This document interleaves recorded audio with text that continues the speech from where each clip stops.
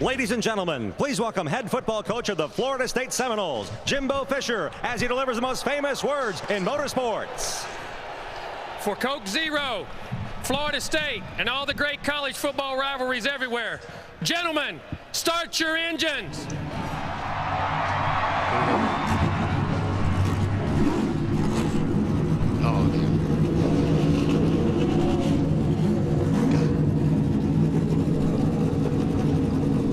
The engines have fired and the fun is about to begin here at the Daytona International Speedway.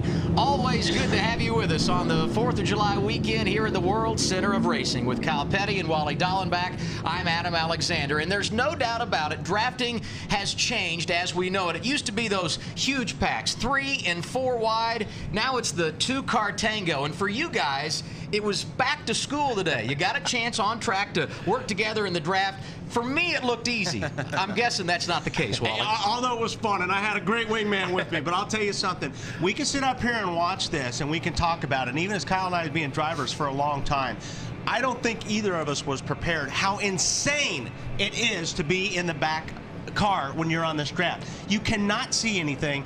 It's like driving up to a garage door and just laying on the gas because you cannot see through the car. I couldn't see Kyle waving. It's a crazy way to race, Kyle. And I'll tell you, I'm glad we got to experience it because I think it's going to be a lot better for us to explain it tonight. Yeah, and I truly believe it will be a lot. I told somebody, it's like you say, it's like putting on blinders and then just following somebody around and letting them lead you because you don't have a clue where they're going to take you. The funny part is, this started probably in '09. We saw it at the end of the race with Carl Edwards and with Brad Keselowski when he was driving the '09 James Finch car. We saw it a lot during that day. But it's a combination of things that brought us to this point, I think. I think it's that race. I think it's the cooling systems and what we have. I think it's this car, the equal bumpers, the bumper on the front, the bumper on the rear, that are all in the same. And I also think that it's the smoothness of this racetrack. I could not believe. It's been two or 3 years since I've been here. Couldn't believe how smooth it was. You think there's a little extra energy up here tonight? I don't know if it's because we're at Daytona or the fact that you two got a chance to get behind the wheel of a race car earlier today. The magic about to be made. We are getting ready for the start of the Coke Zero 400 right here at the Daytona International Speedway.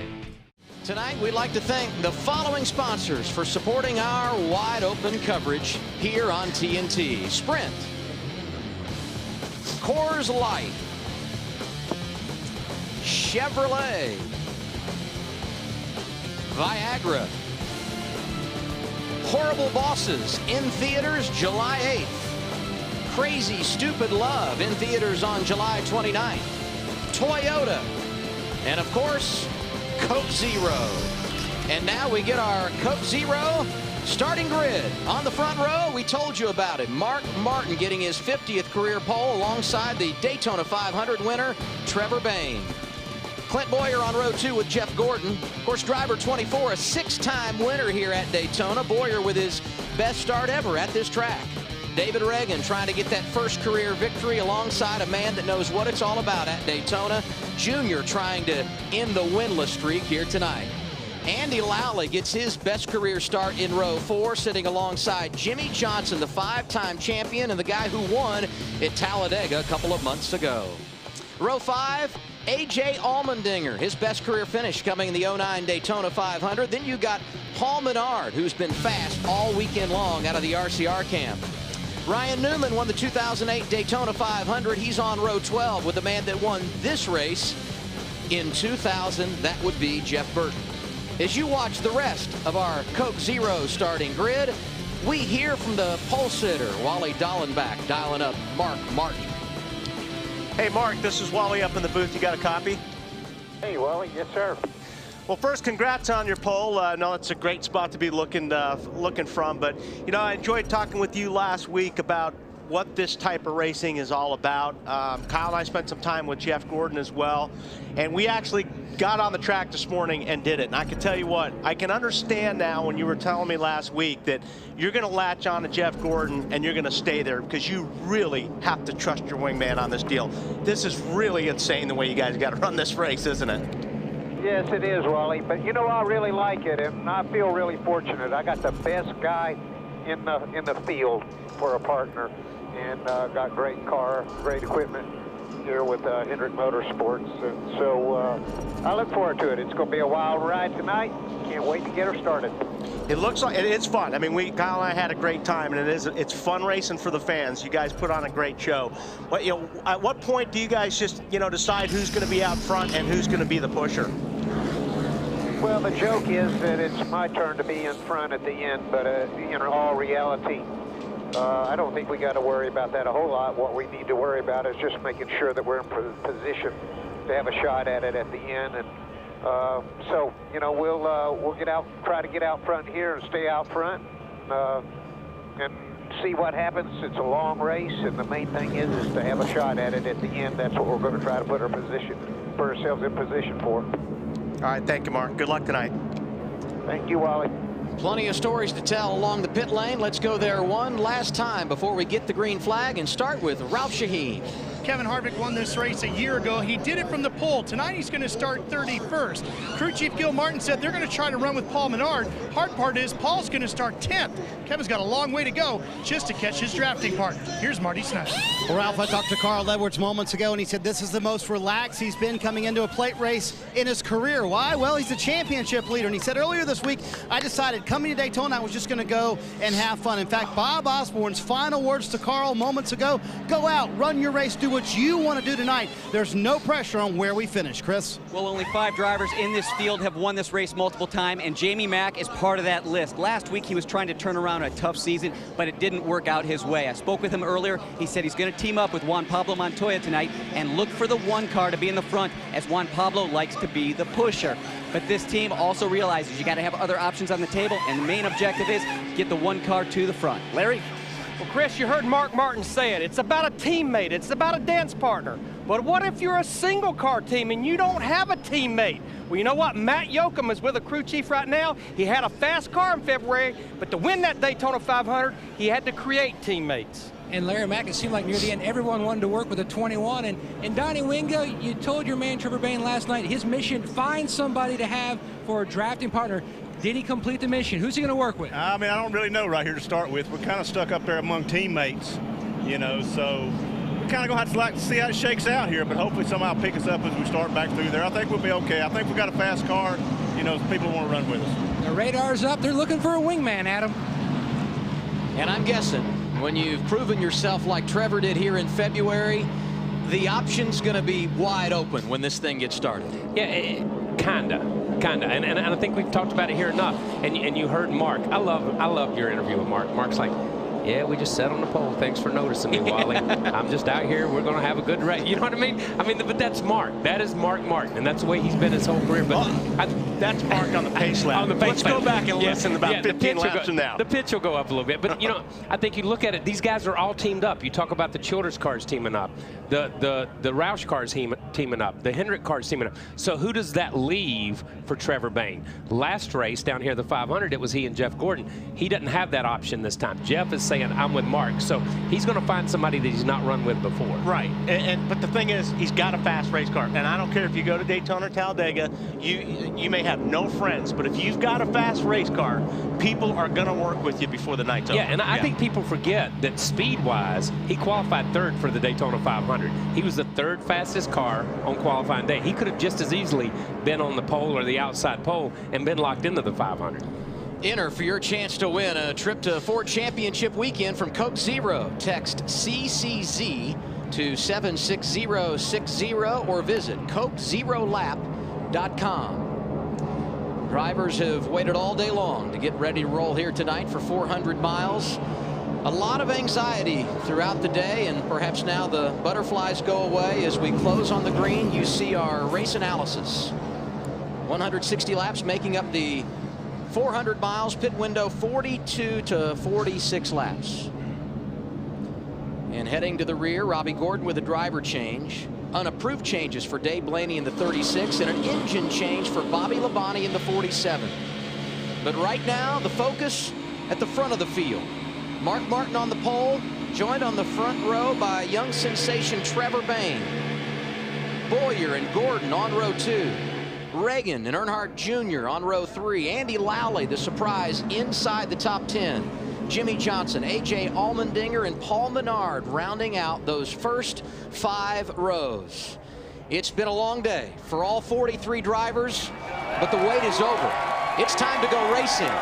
Here at one of the great venues you'll find anywhere in sports, the green flag is waving and we are underway in the Coke Zero 400.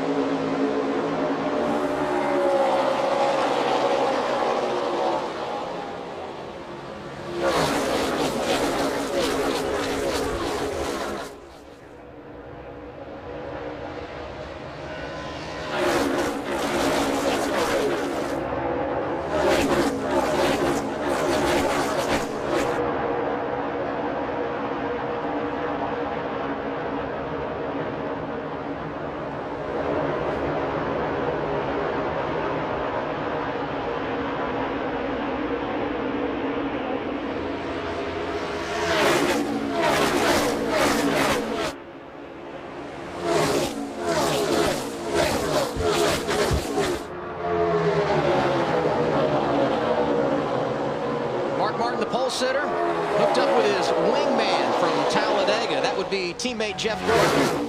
And the duo able to push their way to the lead in lap 1. And I want you to notice this in this shot. You see these guys out front, and these guys are right here. There's 6 teams all black together. You see this blue car on the yellow line. That's Andy Lowley. And Andy Lowley. And as he's there, he's kind of separated the pack because nobody wants to run with him. He doesn't have a dance partner. The 31 drug his brake to pick up somebody else, and these guys are coming from the back that have already hooked up. And you see Andy out there all by himself. How about Edwards and Biffle up the middle, Wally? You can see the difference in speed there, because like Kyle said, if you got to drag the brake, everybody's starting to check up a little bit. I mean, those 2 guys right there passed 12 cars in the straight in the backstretch. Because they qualified close together and they found their dance partner quick. These other guys are searching for their partners. Yeah, I mean, we see the 3 Childress cars lined up right here in the middle. There's the 31, the 27, and the 29. 31's got nobody to go with. And the problem is, if you're the 2, he's just sitting duck. Nobody wants to run with the 2 because 3's a crowd. 3's a crowd. That's exactly. And you look at this. These guys are looking for where their guys are. I know this is a strange way to start the race, but Wally, after being out there today, you can't overemphasize what it's like to be by yourself, right, and then to find your partner and hook up. And the 2 needs to drag his brakes to pick up the 71. That's his only shot right now, and I think that's what he's starting to do. Now he's finally found a partner. But it really is. Anybody that's hooked up 2x2, you don't want anybody else around you. See, hear the spotter. They're all looking for the partner. 31 now now he's Boyer. Boyer will start dragging the brake, looking for Jeff Burton, and once they get hooked up, then they'll go forward. But on their Bain hung out now up on the high side. Kurt Busch, the 22 and the 78 pick up right back where they left off. You see these guys, they're all they're looking for their people. Here's the 20 and the 18. Look at the 18 right here in your picture, and the 20 coming. The 18's dragging his brake, waiting for the 20. That's his dance partner. And early in the race, you saw Boyer, who started up front working with Trevor Bain. Boyer now has found Jeff Burton on the outside, the Daytona 500 winner, all by himself. Here's David Reagan, Matt Kenseth together, and right behind them, Roush Fenway teammates Carl Edwards and Greg Biffle. Meanwhile, it's a Hendrick parade at the front. Mark Martin, Jeff Gordon drafting together lead the way. 3rd and 4th, Dale Earnhardt Jr. and Jimmy Johnson. And we've got trouble. Bain around and into the wall. Hold on to it, hold on to it. Hold the brake here, hold the brake. Let it roll right there, still outside. He had just hooked up with the 2 car. And I think you heard Trevor say the 2 car just turned us. Yeah.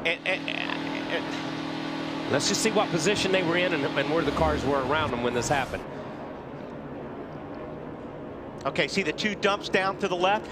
That's the worst thing you can do in this situation, right, KP? The very worst thing. I mean, Jeff Gordon said the same thing. He said if you're on the outside and you can really work the car from the outside, it stabilizes the car, just like we showed in the piece that Wally and I shot. But see, he's to the left side. When you dump to the left, Jeff said, these cars get incredibly loose. When you get to the left and the car rotates in, it rotates off that left rear like that on the bumper, and they're not flat against each other anymore, and the 21 just takes off. One car's involved in it, probably the 47 car, because the one car's trying to get down off the racetrack too. So there's 3 or 4 cars that have damage, but the 21 is just... If you're going to take care of the guy in front of you, you've got to hang to the right. You can't drop down to the left, and that was just a situation where as soon as he went down to the left, he just hooked a 21. And Boyer got hit in the door right there, too. You saw as they came down, Burton was able to avoid it, but the 33 car has some damage. Big-time damage for Bain. Jamie McMurray on pit road as well, under caution, 5 laps in at Daytona.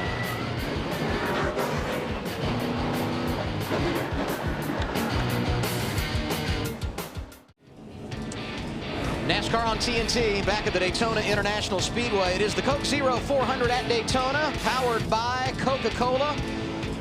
An early caution involving the man who won here some 5 months ago. And this isn't going to be the first time. I mean, the last time. It's the first time, but it's not the last time. Watch the 2 car. He'll duck down a little bit, just hooks the 21 to Trevor. There's nothing Trevor can do in that deal, except for hanging on. That's really too bad for the 21 car, because those guys have a very fast car. Yeah. On board with McMurray. Ooh, he got a lot more damage than I thought he did, yeah. And then Bobby Labonte's just to the left side of the 1 car right there, trying to get up. You see the left front of right front of Bobby's car right there. He got doored. And those 3 cars all made pit stops. In fact, here you see McMurray repairing the damage. Let's go back to this shot right here. I want you to look at this shot right here. See how the 2 cars to the left. Look at the other cars in the picture. The 9 car is to the right of his car. The 31 car is to the right of the 33 car in the left part of the screen. And you see all the cars have stepped out to the right, except for the 2 when they go into the corner. The 2 is to the left, and he's the only car that spins. And it's exactly what we explained, exactly what the drivers have talked about. You can't go in the corner on the inside of somebody, or you're going to knock the guy out. And that was a great photo, or a great shot there of the other guys all entering the corner the proper way. The 2 was just in the wrong place. Hanging on the right actually puts more downforce on the car in front of you, and you know, we saw the great piece in the wind tunnel and all that, but it's really strange how this stuff works now.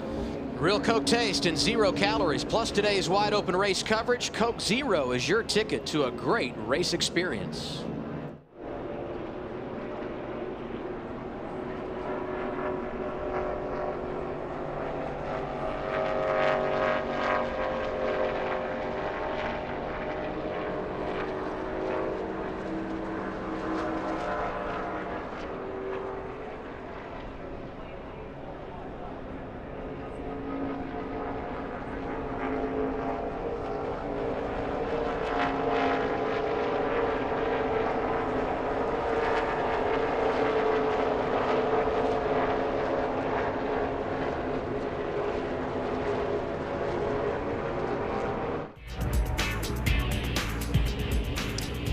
About a half lap from going back under the green flag as we complete the cleanup of our first caution of the night. And there were some cars that pitted. We told you about Jamie McMurray. As you see here, he got damaged. Bobby Labonte did as well. Both of those guys pitted, and a number of other race cars came down for service as well. Yeah, these McDonald's Brass Pro guys, they stay with the job. Dedicated. A for effort. And they're even laughing about it. Some of the other notables that made pit stops: Casey Kane, Martin Truex Jr., Ryan Newman, Montoya, Denny Hamlin, who did do some repairs, Clint Boyer on pit road for an extended period of time as well. So it took us 5 laps to get our first caution. Brad Keselowski getting together with Trevor Bayne. The Cinderella story here in February could not get the slipper to fit here in July. And as we get the restart, Mark Martin and Jeff Gordon on the front row, Dale Earnhardt Jr., Jimmy Johnson in row 2. Teammates Reagan and Kenseth make up row 3. And you cannot leave your lane until you have crossed the start-finish line. The leader, Martin, choosing the outside lane on the restart. Green flag waving, and here we go. Yeah, I mean, Jeff is just going to lay. I'm surprised. Usually I thought Jeff would just lay down and let Mark get in front of him as he does. You know, that's the easy way to do it when you got your guys up front. And that's what we saw all last night in the nationwide race. The guy on the inside lane would drag, the guy on the outside lane would come down. Just got to be careful. You don't do it before you get to the start-finish line. You see the 2-car looking for a partner, and right now that's the thing. You got a bunch of these guys. The guys up front, they're all happy with who they have. This pack right here kind of still trying to figure out who they're going to run with. And the reason those guys up front feel good, they didn't make pit stops, and they were all running together when the caution came out, so it was easy to find your partner on the restart. Well, yeah, and they're all there's a lot of them are teammates up there running right now. You've got, you know, Martin and Gordon, Earnhardt and Johnson, Reagan and Kenseth, Edwards and Biffle. All those guys are teammates, so pretty easy to work with your buddy here. Yeah. Junior Nation going to be excited, Kyle, because right now Jimmy Johnson pushing the 88 instead of vice versa, like what we saw at the end of the race at Talladega. Yeah, but remember, they don't give trophies for the 9th lap of the race. They're still celebrating in Junior Nation. They're right still now. celebrating. Is somebody smoking a little bit, or what is that coming up off the racetrack? I think that's Speedy Drive. Speedy Drive. That's Speedy Drive. That's Speedy Drive from when the cars crashed and they went around. I wasn't paying attention to that. Mark Martin looks good early, Ralph. Well, you heard Mark Martin tell Wally on the radio communication at the beginning that everybody's been telling him it's his turn to win. Well, as far as Hendrick Motorsports is concerned, it is. Crew Chief Lance McGrew told me that on Wednesday of this week. They already had a conversation with Jeff Gordon. They want Jeff to push Mark Martin to victory tonight. No matter what happens, they want Jeff to take Mark to victory. Jeff is already set up for the chase. Mark is not. He needs the wins. Second place points are good enough for Jeff. You know, and one thing we're seeing a little bit, we talked to when we spent some time with Gordon and some of these guys, they were going to play around with seeing if they could do the 4-car draft. But I can tell you from what we experienced this morning, Kyle, it's bad enough being the 2nd car. There's no way you could do it being the 3rd car. No, and I think the piece Larry did earlier on Wind Tunnel, when you heard what Darian Grubb had to say, they're not sure about 3 cars. They're not sure about 4 cars. Jeff Gordon had an interesting comment about it. He said if you're in the 3rd car, you don't have enough downforce on the front. You can't see where you're going. And when you get to the corner and turn, there's no response in the car. You're just being shoved off in there. But maybe the 4-car thing would work if you do it just on the backstretch. And then you separate going in the corner so you can see. Maybe there's something there to pick up some speed like these guys are doing right here, right now. Yeah. There's something there for them right now. You know, see how they spread? And I think they're experimenting. Yeah. You know, we watch these things, and I think, look, I'll be the first to admit, I made fun of this kind of racing in February. I looked at it and I'm thinking, what is this? After going out with you today and the stuff that we did, just the 10 or 12 laps that we did, and let's be honest, we didn't race. There's just 2 cars on the racetrack. But to experience what you experience, it's incredibly hard as we see Matt Kenseth there, as we see Jimmy Johnson, to just be there on that bumper and commit and say, I'm going where you're going, and do it lap after lap after lap. You're basically the engine, and you're just driving, somebody else is driving your car, and that's a hard thing for a race car driver to do. Disappointment for the 500 winner, Marty. Yeah, not the return trip Trevor Bayne wanted to Daytona. What happened? Yeah, it's the opposite of what we wanted today. You know, we didn't really have a plan at the beginning of who we were going to work with. We were decent with Clint Boyer there for a couple laps, and then obviously he was going to drop off to the 31. I was kind of dropping back, just looking for a partner, and the 2-car got to us. And going into 1, I don't know what happened there, but you know, sometimes these things just get loose when you're in the lead car, and I don't know what happened there. If our bumpers just didn't line up good, or if he kind of turned getting in, or if I turned down getting in. I haven't seen it, but either way, it ended up with a torn up race car that was really fast today, so it's disappointing.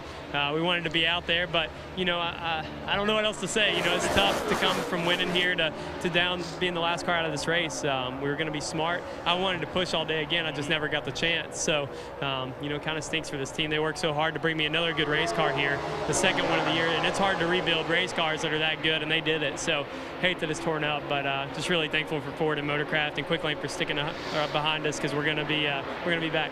And I did check in with Donnie Wingo. It is not repairable. The 21 and Trevor Bayne done for the night.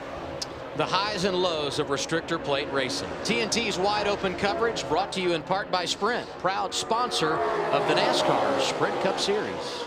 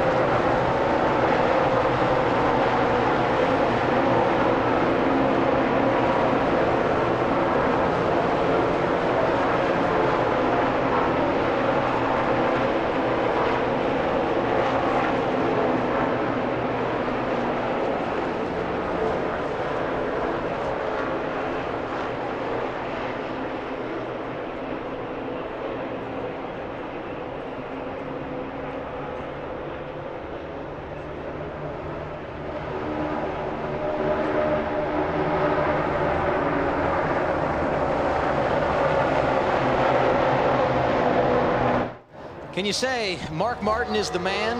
In February, we had 22 leaders, 74 lead changes. That's a record for the 500. Until now, Martin had led every lap. Dale Jr. on point as we come to the green flag at lap 16. 22 still right with you, Jimmy. Looking inside there. Watch that 22 and 78 down there. You're still clear. That's a really good shot. And something else I don't know if we really touched on. How much that front car's got to drag the brakes, Kyle. You're not just out there flat on the gas going around this place. You're having to drag the brake so you don't lose the guy that's following you. And just as you say that, the 88 and the 48 lose that little gap temporarily, and those guys drive past him. You heard him kind of feather and drag that brake. You could hear Junior's in car, and that's what Junior has to do, and that's what these guys have to do. They're doing a great job, but there's that moment sometimes when that side draft goes by that you lose a little bit of them. We heard again in some of the conversations we've had, these guys actually get up close to each other and try to separate those two cars, and that's what we saw. It's like Gordon and Mark Martin have separated a little bit, and it takes a little bit of getting back in, like you said, dragging the brake, getting up to the bumper. I mean, this takes a quarter of a lap to get the car settled down to where you're hooked up. You look at all the teammates drafting together. The man on the point right now, Kurt Busch, getting a shove from Regan Smith, and this not the first time we have seen this combination paying dividends. Larry? Yeah, I look at our top 16 drivers and I see a lot of teammates, but when I look at Kurt Busch in the 22 and Regan Smith in the 78, in the Gatorade Dual 150 qualifying race in February, Regan Smith pushed Kurt Busch in the 22 to the win. They worked together in the 500. They worked together at Talladega. When the track opened for practice on Thursday, Kurt Busch tried to work with his teammate Brad Keselowski in the 2, but later on in that practice, he was faster working with his wingman Regan Smith in that 78 car. Here's a great shot on board of Regan's car. See, he's hanging to the right a little bit there. And see how that car moves around? Out the back. It's really hard. It's really hard to even keep your car steady. Mark Martin led 15 laps early. Kurt Busch has led a couple. And Dale Earnhardt Jr. has led a lap, and Carl Edwards feeling pretty good about himself as well in the outside lane. And I want to tell you something. This may be a coincidence, Kyle, but you tell me, word gets out if you turn somebody the wrong way. Yes, because fast. Keselowski is about to get lap care in about 5 or 6 laps because and has nobody to dance with. Nobody to work with. And he was involved in that first wreck, and either the spotters have talked about it or something's happened, because as he dropped back through the pack, nobody picked him up. The 99 looks good out front, Marty. Yeah, Adam, this is very much by design. I talked to Carl, as I mentioned before the race. He said, I don't care if I come home with a wadded up car today. Our goal, get up to the front, lead a lap if we can. Then we're going to fall to the back. Carl Edwards has led 3 laps in his career at Daytona. He told me that's very much by design. He likes to get up front early and then fall to the back when he can. Ride there, race later, Adam. And we have got a nice mix at the front right now. You got Kurt Busch working with Regan Smith right behind, Dale Jr., Jimmy Johnson. You see the Roush Fenway group on the outside. Here comes Gordon and Martin down low. This is what it's all about at Daytona. And the 18 and 20 of the Gibbs organization has joined the pack a little bit. They got separated right there as they went off into turn 1 as they came down the front stretch for whatever reason. But now we've got a multitude of groups or organizations joined up here, our 3 top groups, really. The only group we're really missing right here is the Children's organization. And don't forget, Joey Logano getting pushed around by Kyle Busch, won last night here in nationwide competition. So despite the fact those Gibbs cars started deep, they have pushed their way to the front. So much about keeping the car cool in the draft. Matt? 3rd and 4th in line, the Hendrick teammates, Johnson and Earnhardt Jr. This is recent radio conversation about water temperature. Certainly get towards 60 on water temp. If you have to, just bail to the back of the pack, and I'll get back there with you. We'll get some air, at least or whatever we got to do. I'm pretty good. I've been kind of stalled out at 250 for right now. And one thing about these guys, they're trying to keep their car up near the front, but also with a safety cushion. In fact, at one point, Junior said, I'm already at half throttle, and Johnson said, do you want to drop back and run half throttle? Something we saw at Talladega as well. And it's not even so much the water temperature, it's just that pressure gauge. You know, 250, 260, 270 is all right in these cars. It's when it gets to that 33 pounds of PCI, if you blow that valve, that's when you're in trouble. Yeah, and I don't totally understand all that. Larry can speak to that a lot better on that. Larry, what's the pressure valve all about? Yeah, this is a pressurized water system. And when we first got down here in February, NASCAR did not mandate anything about it. These guys, they were not letting the system kick off to up in the mid-50 PSI. Well, after the Budweiser shootout, NASCAR said, you know what, we're going to do something to kind of deteriorate the fact that these guys can run tucked up behind another car. Whoa, trouble, Larry. 99 got turned. Stay high, stay high. Keep coming. Good job. Keep coming there. Thought he was going to stay on that one. He came in leading the points, and Carl Edwards goes around early here at Daytona. One victory this season. That 25-point advantage going to go away very quickly. See what happens here. He's got Biffle is right behind him, coming off of 4. Biffle got in the wall pretty hard there too, but I mean, Biffle it wasn't like he was in the right. The 99 may have had to check up just a little bit. He may have been pushing on for whatever, but he was running 3rd at the time of the accident and had led 1 lap here tonight. Looked like he even was a little bit loose getting up off that corner.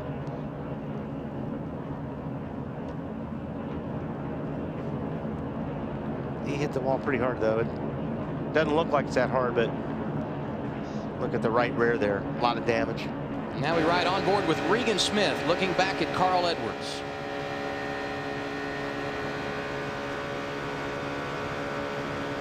Yeah. How about Jeff Gordon and Mark Martin driving right through unscathed?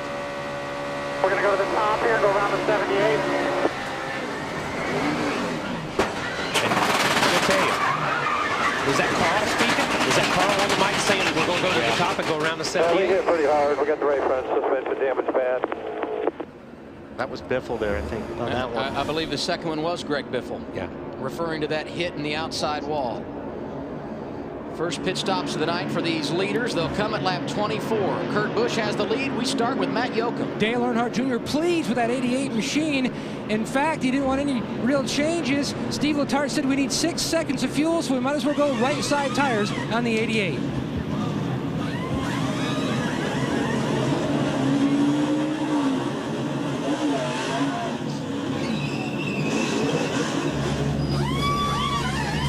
Chris on the 22 of Kurt Busch.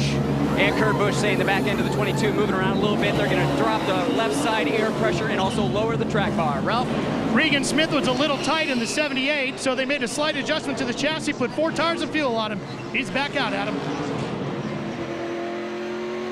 A number of these guys making their first stops of the night at lap 24.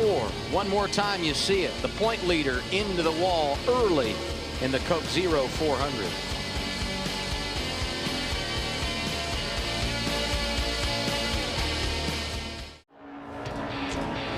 Back at Daytona, it is the Coke Zero 400.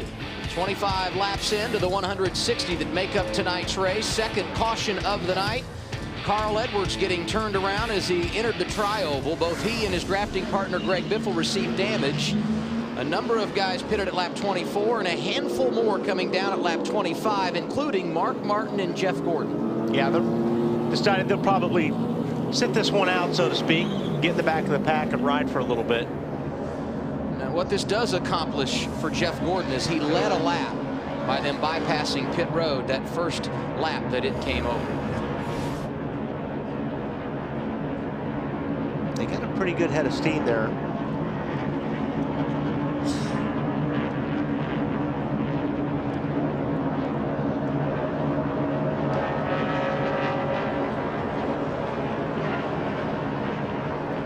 And I think it might, a lot of that sometimes when you're the lead car and you're telling your buddy what you're going to do, you don't give them enough time when you react. And it looked like you know, Carl said, all right, let's go. I'm going to do this, and already did it. And Biffle got the message too late, and that's probably why he got turned. And then you get into the situation like we talked about earlier with the 2 and the 21 of Brad and with Trevor, where it looked like Brad was to the inside of Trevor as they pushed off into the corner. It just looked like that's where Brad wanted to be.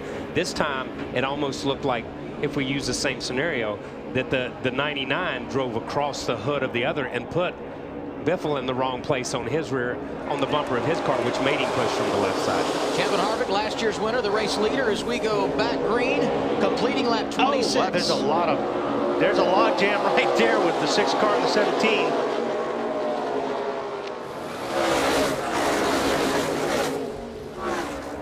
On the outside, that's Regan Smith being pushed around by Kurt Busch. Those two have been magnets here tonight. And see how those guys got separated from the front 2 cars? Because those 2 guys were dragging their brakes, waiting for the partner. And Harvick and Menard, they just set sail. But the 6 car and the 78 car had to slow down and pick up their partners. And look at how much space they lost here on the racetrack. Truex Jr. and Ruderman just split them right there as they separated. And all this going on behind Kevin Harvick and Paul Menard, who have checked out, but now they make the swap. Menard goes to the point. Now watch how fast these guys behind him will catch him. Look at the head of steam that Reagan and Kent's have had right now. It's now 7 lead changes among 7 different drivers, and there they go on the outside. Reagan, the new leader. Clear, I'm pulling away. Clear by 5. When you make that switch, you're going to lose a ton of time. You're going to lose a lot of positions. It's amazing how much time you lose when cars get side by side and make that switch. From the start-finish line to turn 1, they passed them, cleared them, and drove away from them by the time they came off 2 by the same amount. And here's what's interesting about the swap. It came 1 lap after we went green, and back behind them, here we go, 3 wide. Andy Lally, the odd man out, trying to catch a little draft off the back of Logano, and now he slides in line behind Denny Hamlin at the bottom of the track. Yeah, those guys look like they got a pretty decent car tonight, but they can't get anybody to work with them. And a lot of it's got to do because Andy doesn't have the experience of this type of racetrack and racing. And you have to earn that trust and respect, and he just doesn't have that tonight. You know, he's a good driver. Exactly. But these guys just haven't raced with him enough to be able to trust him. And the amount of practice that we got here didn't give some of these guys an opportunity to go out and run with some people, too. There goes Regan Smith on the point. Kurt Busch pushing. Menard digging on the outside with help from Kevin Harvick. Toyota Racing Sponsifier Round 4 contest is open. Go to toyotaracing.com to enter. They weren't great in qualifying, but the Toyota is starting to make some noise in the outside lane. That's Martin Truex Jr. with a shove from teammate David Ruderman. And I've kind of noticed that Kyle and Logano are having a hard time staying hooked up. You know, these guys are trying to run together, but it doesn't seem like the 20 car can just stay on the rear bumper of Kyle Busch. Now they're going to have to get that figured out. See how they're separated right there? I've noticed it's been like that all night. How about this? 9 leaders, 9 lead changes tonight. We talk about the Toyotas right behind the MWR duo. You got the Red Bull drivers. That's Casey Kane in the 4, pulling around Brian Vickers. And that last lap by, the first official lap led by Martin Truex Jr., making it 10 lead changes among 10 different drivers. We saw when they went back green a moment ago, Kevin Harvick leading, and then 1 lap into the run, he and Paul Menard made the exchange. They've lost position. So why did they make the swap, Ralph? Well, he just wanted him to get 1 shot up front, lead 1 lap, pick up a couple of points, and then swap back and settle in. So that's what they did. And speaking of settling in, early in this race, it was all about the Hendrick guys. Right now, they're scored from 28th on back. That's where Dale Jr. is. Johnson, Gordon, and Mark Martin right behind him. Yeah, but that's where they choose to be right now. Absolutely. Yeah, they're just kind of riding out things, putting some laps on the clock. Trust me, when they want to get to the front, they'll get there. And we keep talking about Jeff because the TNN broadcasters had a meeting, and Larry McReynolds, motor coach, and sat and talked to Jeff, and Jeff said, if you can't be in the top 5 or 6, you want to be in the back. You want to be somewhere else. You don't want to be in the middle, and that was his big thing. I don't want to get caught in that middle pack in any way, shape, or form. So once they came through their 10th cycle, that's where they are. And he called that middle pack the Beehive. The Beehive. Be sure to log on to NASCAR.com/TNT Million. You can win $1 million if you pick the top 10 finishers in tonight's race in correct finishing order. Oh boy, you talk about doing it the hard way. It would be very difficult in tonight's race. They should give them $2 million if they can do it tonight. Think about that. Okay. Think about that. So we'll give the first $1 million, and then the second comes out of your million pocket. Comes out of your pocket. You Comes got out of your salary there. Lap 40 to get your picks in or make changes. 33 laps into this one. 10 lead changes among 10 different drivers, and Martin Truex Jr. has led the last 3 circuits. Right now, Kevin Harvick, who won this race a year ago, running in the 15th position. We got him mic'd up this week, so let's go inside tracks with the defending race winner.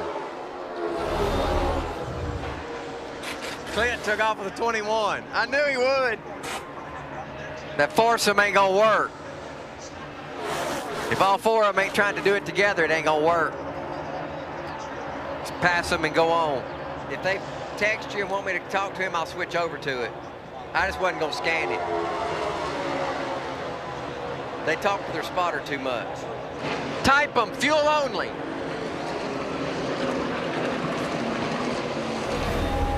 Gil Martin, the crew chief for Kevin Harvick. That's interesting. That's pretty good stuff. There's 2 or 3 different things. He's laughing at Clint because when they dropped the green flag, Clint took off with the 21. He didn't wait on his partner.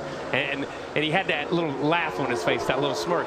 Then he's talking about texting guys, you know what I mean, and talking about fuel and talking about things like that. And that's really good conversation, because that's not the stuff that he's talking to his driver. Who's he talking to and what's he talking about, Larry? Yeah, what he was trying to do is get his engineer to email or text Paul Menard's crew, the 27, who's his partner right now, that they had elected to go to fuel only, because, guys, that's the key with this partnership that you develop. It has to happen on pit road as well. I saw Regan Smith and Kurt Busch. Both of those guys in the 22 and 78, they both changed 4 tires. If you're on different agendas, this partnership won't work. Yeah, and that's it. That's incredibly interesting. Here these guys are. They've got all the radio skills and communications in the world. They're teammates, but they're texting from one end of pit road with their Sprint phones. They're texting from one end to the other, because you heard what he said. Those guys talk too much on the radio. He didn't want the other guys giving up his secrets and his strategy. He made the call for those 2 teams. That's exactly right, Kyle. Remember, you and I and Wally, we all did this with our race teams. You scan all the other teams, so if you do it by email or text message, other teams can't pick up on it by scanning your radio. We see there in the middle. Now go ahead, Marty, you got something? Well, guys, earlier, Joey Logano missed his pit stall. That's one thing that happened to him. That's why he's having trouble finding his teammate once again. But the Hendrick cars, Wally, you mentioned, very much by design. Alan Gustafson told me this morning they wanted to run up front for the first 20 laps if they could get connected. That clearly happened. And, in fact, they pitted on a different lap than everybody else. Everybody else came in on lap 23. All the Hendrick cars came down pit road lap 24. Very much on purpose. Jeff Gordon did lead 1 lap, but you will see them in the very back of the field. So Jeff Gordon Nation, Junior Nation, don't panic. That's the plan. They're in the back right now. You know, one thing I've noticed as well is you've got the 2 car got the lucky dog. And, you know, he turned the 21, and Biffle lost his partner. So all of a sudden, there's some love there. Yeah, because they both need each other. Because they had to find somebody. You know, this is a forced relationship right now. If somebody else drops off. All good. 3 wide in front of us here. Gonna need a little checkup here. Gonna need a little checkup. And that's great stuff right there. Yeah, and I'm sure that's coming. Off by 1. Half on. Outside. Clear high. They're switching in front of you. Switching in front of you. You need to go to the middle or high. That's because you can't see. That's all that information is coming in your helmet, because you're relying on that other pair of eyes. It's really, really important here tonight. You know, and I'm going to say something here. And just out of our screen right there, just at the back part of this, the 29 and the 27 switch again. And they're the only group that I'm really seeing switching so far, that are making solid switches coming through the corners and off the straightaways and stuff. One will lead for a while, then they'll switch. Everybody else is basically hooked up and run the first part of the race the way they were. And Carl Edwards, the point leader, who spun, bringing out our second caution, back on track, but 3 laps down. A sport.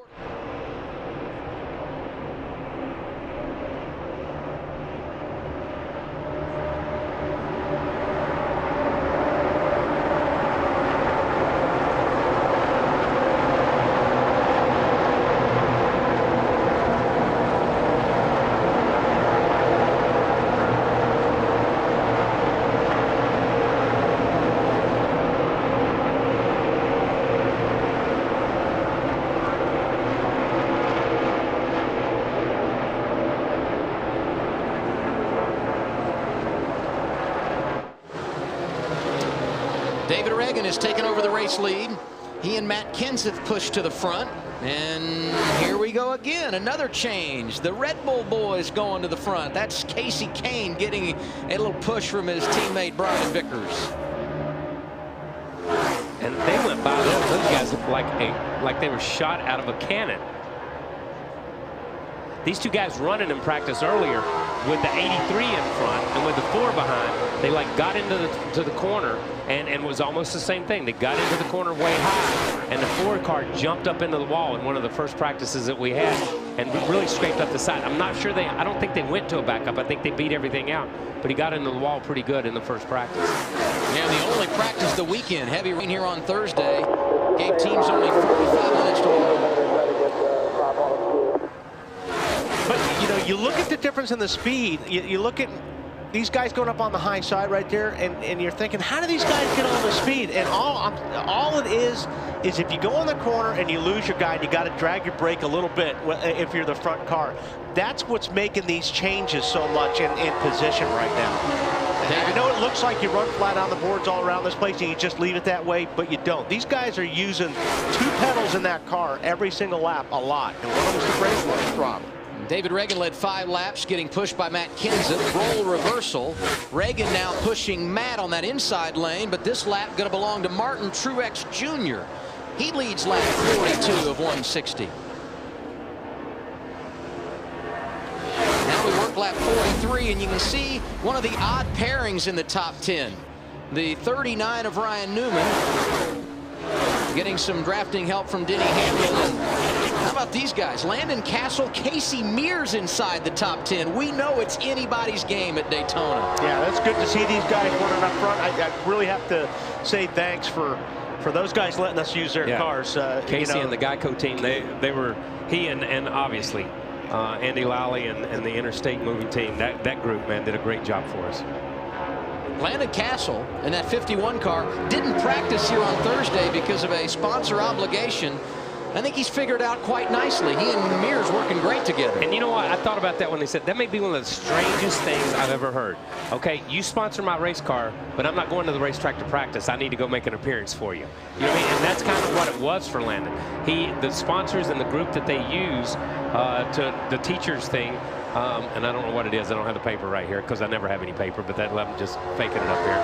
But that he had to go to Chicago, and you get 1 practice down here, and he missed it because he's got a sponsor obligation. Can you imagine your sponsor saying, hey, I want you to come do this. Don't worry about the race car. You know what I mean? I want you to come do this. How about the security benefit Thank a Teacher Chevrolet? Matt Kenseth, the new race leader.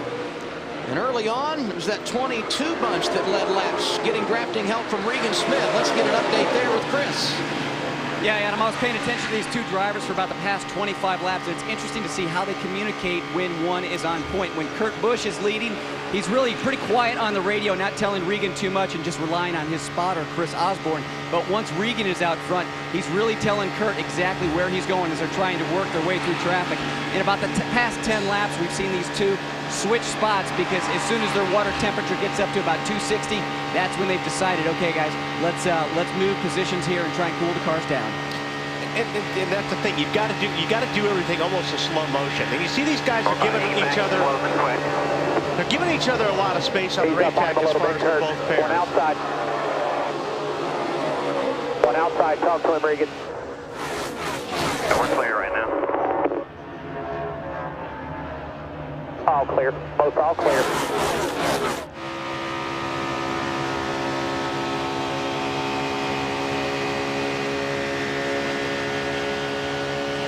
Have about 15 back to the 18 and 20.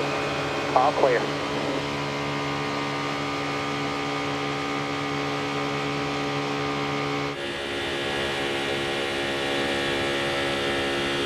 Track top 4.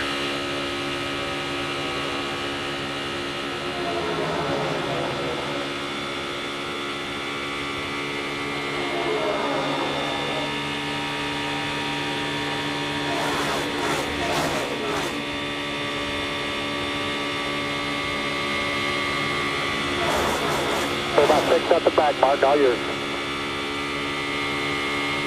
Final on these guys here.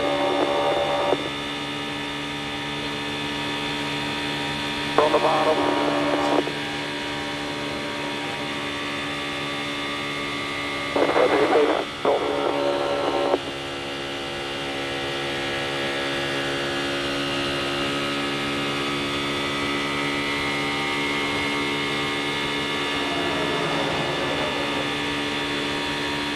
Pretty good run here. Might as well go to the middle. And low on David. Looking inside on David.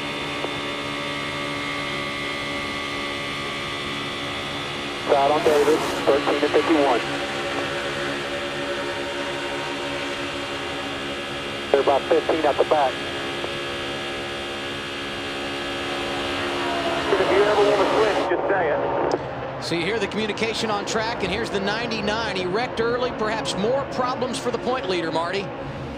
Well, Adam, he's going to come here and shut the car off. Carl has been driving the last 15 laps or so without a crush panel on the right rear of the car. And now we got actually physically got sick inside the car, and there's caution on the track, Adam. Yeah, Dave Blaney into the wall. Guy led 21 laps at Talladega. He brings out our third caution of the night.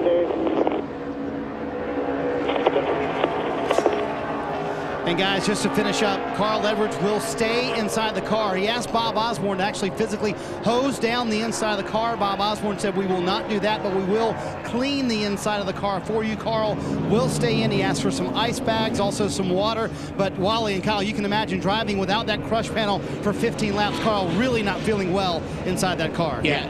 Go ahead. No, exactly. And I think if we go back and we can see the shot of Carl coming down pit road, as he came down pit road to his pits. Right here, you see the flame. Look at the flame right there as he's coming in. He's cutting the thing off. That's where the tailpipe is. That's the raw fuel burning as he's cut it off.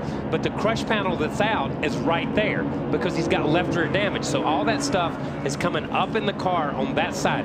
The exhaust comes out as slick as these cars are now. The exhaust has no place to go but almost back into the wheel well. Yeah. Then it's being sucked back into the car. So Carl is breathing nothing but the fumes that come out of the engine. And even though he's only been out there the last 15 or 20 laps since his accident, that gets in your bloodstream and goes to your head really, really quick. Not to mention the heat. Yeah, the heat all too. that heat is coming in, so you're getting blasted by the heat and all those fumes. And yeah, you don't last long when you're in that situation. Carl brought out our second caution of the night, and it's Dave Blaney bringing out our third, as you see the replay here. Couldn't really tell from that angle what. Obviously he was with somebody there, so he obviously got hooked because there's nobody else around him.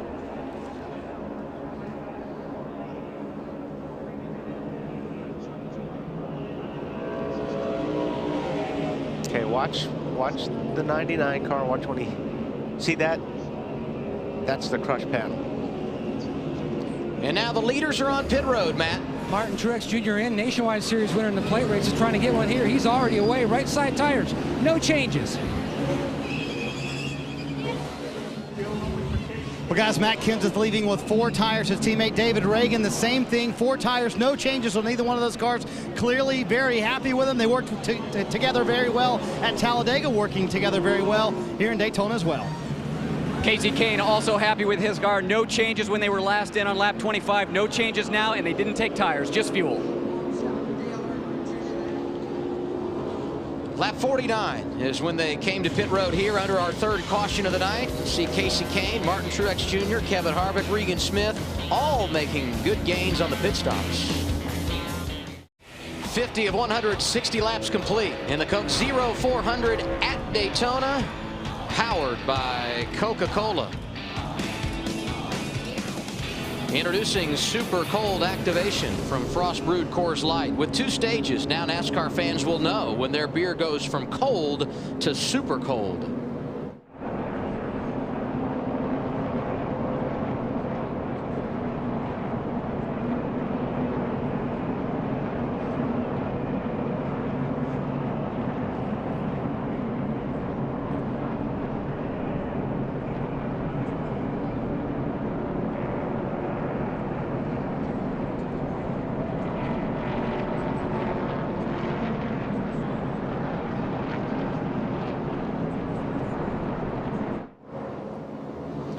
We told you about the issues for Carl Edwards a moment ago. He wrecked early. He's now in the 39th position, 7 laps down. And for more on the situation in the 99 camp, we go down to our Toyota Torque Car and our crew chief, Larry McReynolds. Well, Adam, let me explain what a crush panel is. It's a panel right here. They're on all 4 corners. Now I'm at the left rear of our Torque Car, and what it does, it seals all the firewall area off to the body where none of the dirty air will get into the driver.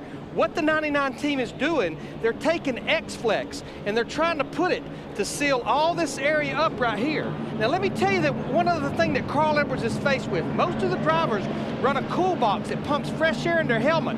It's my understanding Carl Edwards does not run a cool box. One of the things that a cool box has is a carbon monoxide filter. So if you don't have the cool box, you don't have this carbon monoxide filter. They've got their work cut out for them. But you know, right, Larry, I mean, they can try to fix that, but it's a Band-Aid. It's not going to completely keep all that stuff out. That's the downside, right?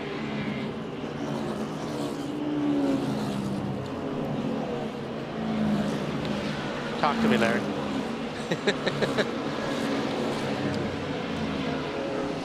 Yeah, it's going to be a challenge because you've got so much air that's blowing around out here, and as you can see, this X-Flex, it's very flexible. So anything they put in there, it's going to probably come back out. Right. And then the big issue is we have a long way to go in this race. Yep. I swear, I thought Larry had carbon monoxide poison in there for a minute, man. I wasn't sure what happened.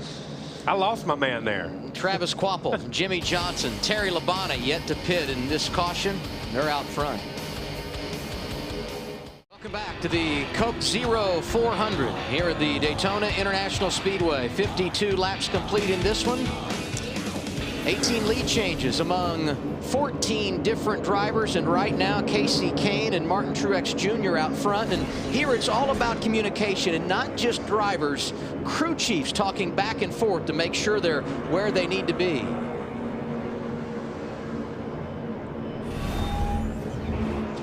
Slugger, you looking at one can right here?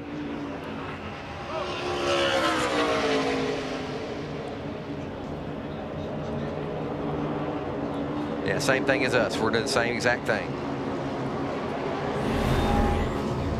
Gil Martin and Inside Tracks. He's the crew chief for Kevin Harvick. We appreciate that group letting us mic him up here tonight.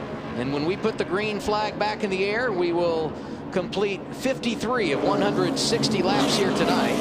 Everyone pitted under caution. Told you about Kane and Truex out front, Regan Smith, Kevin Harvick, David Ruderman, the top 5. And some of these guys are split up a little bit, so it should be interesting the way they restart this, how they kind of swap around and look for their buddies here.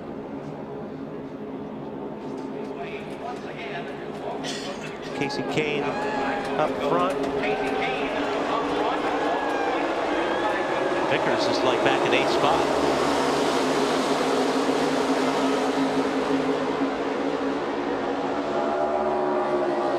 This may be the most old-fashioned start we've seen in a long time, with everybody just on their own looking for somebody. They got he's out there out front, sitting duck right now. And these guys will probably blow by him because Vickers is so far.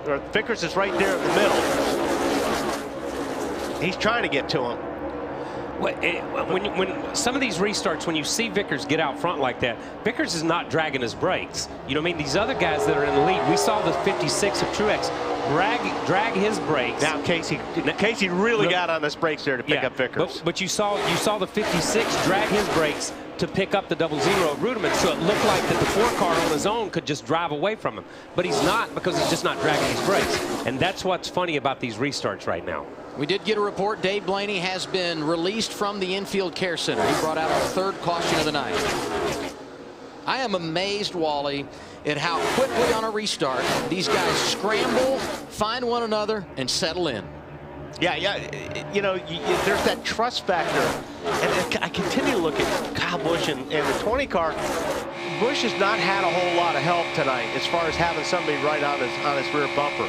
But it really is, in this kind of racing, it's really the trust factor. You want to get with somebody that you really are comfortable with running, because this type of racing is so different than anything else they do the rest of the year other than, you know, Talladega. And let's be honest, as we see Tony wait on David Gilliland here, let's be honest, this is their 3rd race like this. They ran the Daytona 500. They showed up and ran the Daytona 500 unlike anything that anybody had ever seen in stock car racing.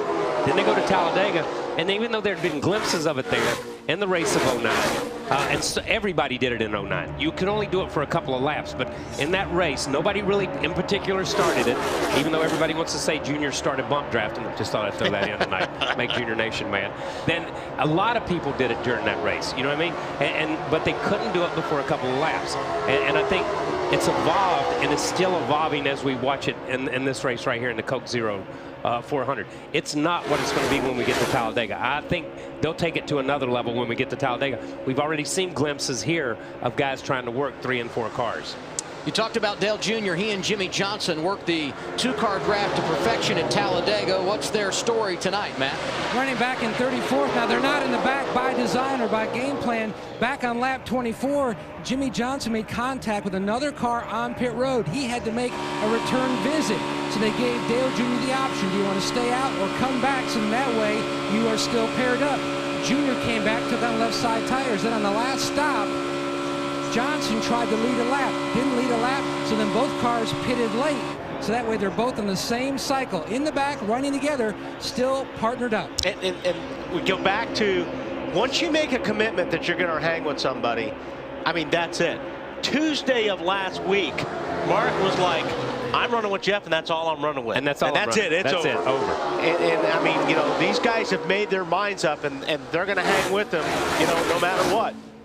Martin Truex Jr. has now led 11 laps. He and David Rudem, his teammate, have been strong on the restart. But check out behind him. Regan Smith now in 3rd. And you see him here getting a little help from Kurt Busch. And the Red Bull boys have hooked up behind him. That organization's been strong early, Wally. Yeah, those guys have been working well together. They've been up front, and you can see them creeping up, creeping up. You see that, like I said, they're starting to really experiment with this 4-car deal. 20th lead change of the night. Regan Smith on the outside goes to the point as we complete lap 58.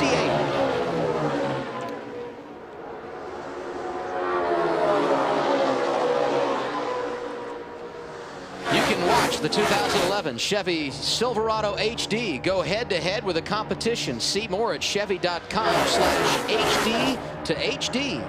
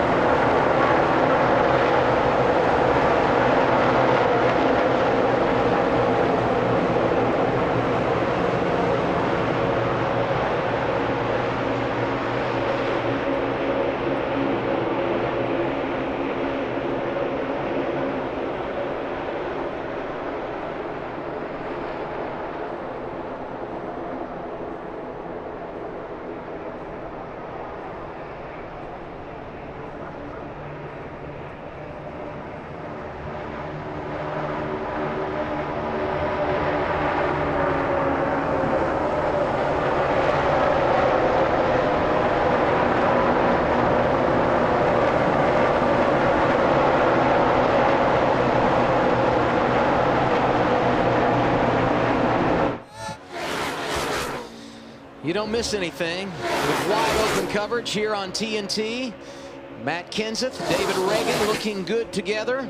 You see that tandem of Regan Smith and Kurt Busch. They have now dropped back to the 3rd pairing and sandwiched in between the Red Bull guys. Yeah, and as we watch this, I just want to, we've run 60 laps in this race. And we've got Mark Martin in 24th and Jeff Gordon in 25th. They're back there with Jamie McMurray and Bobby Labonte, who's both been in accidents. We've got Earnhardt Jr. and Johnson and Ambrose and Allmendinger and Boyer and Burton and Newman and Hillen and these guys back there. Don't forget those people. Okay, don't forget them. They're riding back there. Just because you're not seeing them on your TV screen, do not forget those cars, because they'll be back up here at the end of the race. I'll guarantee you the guys up front now haven't forgotten about them, Marty. Yeah, they're having a lot of fun, and we shouldn't be surprised David Reagan is up front, Adam. Remember, he almost won the Daytona 500, leading on the last restart, got penalized on that restart. Here's a sneak peek into a conversation with his teammate, Matt Kenseth. I guess we'll just stay with that, run toward the front. If you see something you don't like or whatever and you want to go to the back, just let me know and we'll do that. So we're also just waiting for you here again. We'll get going. Yeah, I'm all right with that. I thought if we lose more spots, so we just go ahead and drop to the back, being we both led a little and did our deal. But yeah, we can just ride up here on the bottom, see what happens. And clearly they've decided to stay up front. Here's how the communication works. Whoever is in the lead, that's the spotter that communicates and leads for both cars. So Mike Kalanoff, Matt Kenseth spotter, now leading both cars. When that switch happens, the drivers inside the car have to switch over radios, because who's ever out front, that's the spotter calling the race. Adam? Gonna get crowded at the back if everybody wants to go back there. True. True. Yeah. It'll look like the Methodist church I used to go to. Everybody sits on the back rows. Nobody sits up front. That's a rule at the Methodist church, Yes, it right? is, as a matter of fact.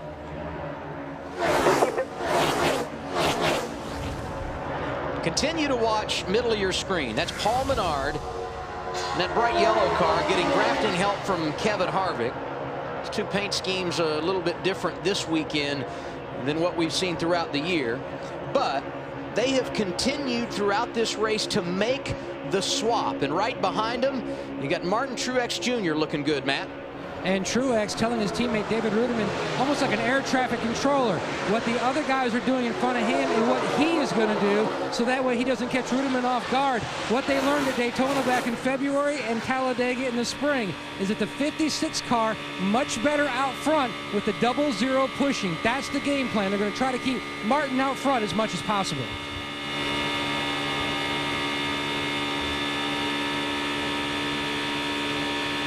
To break a tiny bit.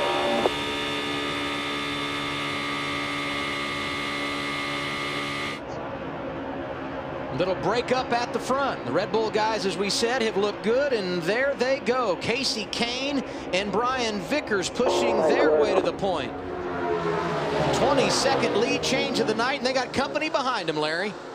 Yeah, I think the reason we're seeing Paul Menard in the 27, Kevin Harvick in the 29, teammates for Richard Childress Racing, they continue to make the swap. If you go back to the Daytona 500, 3 of the Earnhardt Childress Racing engines had issues because of overheating. Kevin Harvick fell out after 22 laps. Jeff Burton had a failure, and Jamie McMurray. I just think the early part of the race, they're just being conservative. When Carl Edwards crashed a while ago, I was explaining, this is a pressurized water system, and the pressure relief valve kicks off at 33 PSI. If you get up there and you kick the water out, your day is pretty much done, so you have to watch the water pressure even more so than the water temperature. And right on cue, Paul Menard leads that lap. 23 lead changes now. Enter for your chance to win a trip to Ford Championship Weekend from Coke Zero. Text CCZ to 76060 or visit CokeZeroLap.com.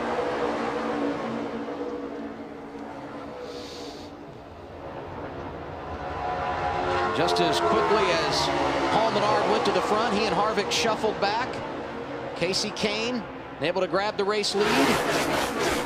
Right behind him, the Toyotas from Michael Waltrip Racing. I think you've got to spend about 100 to 105 laps of this deal figuring out how to time this thing.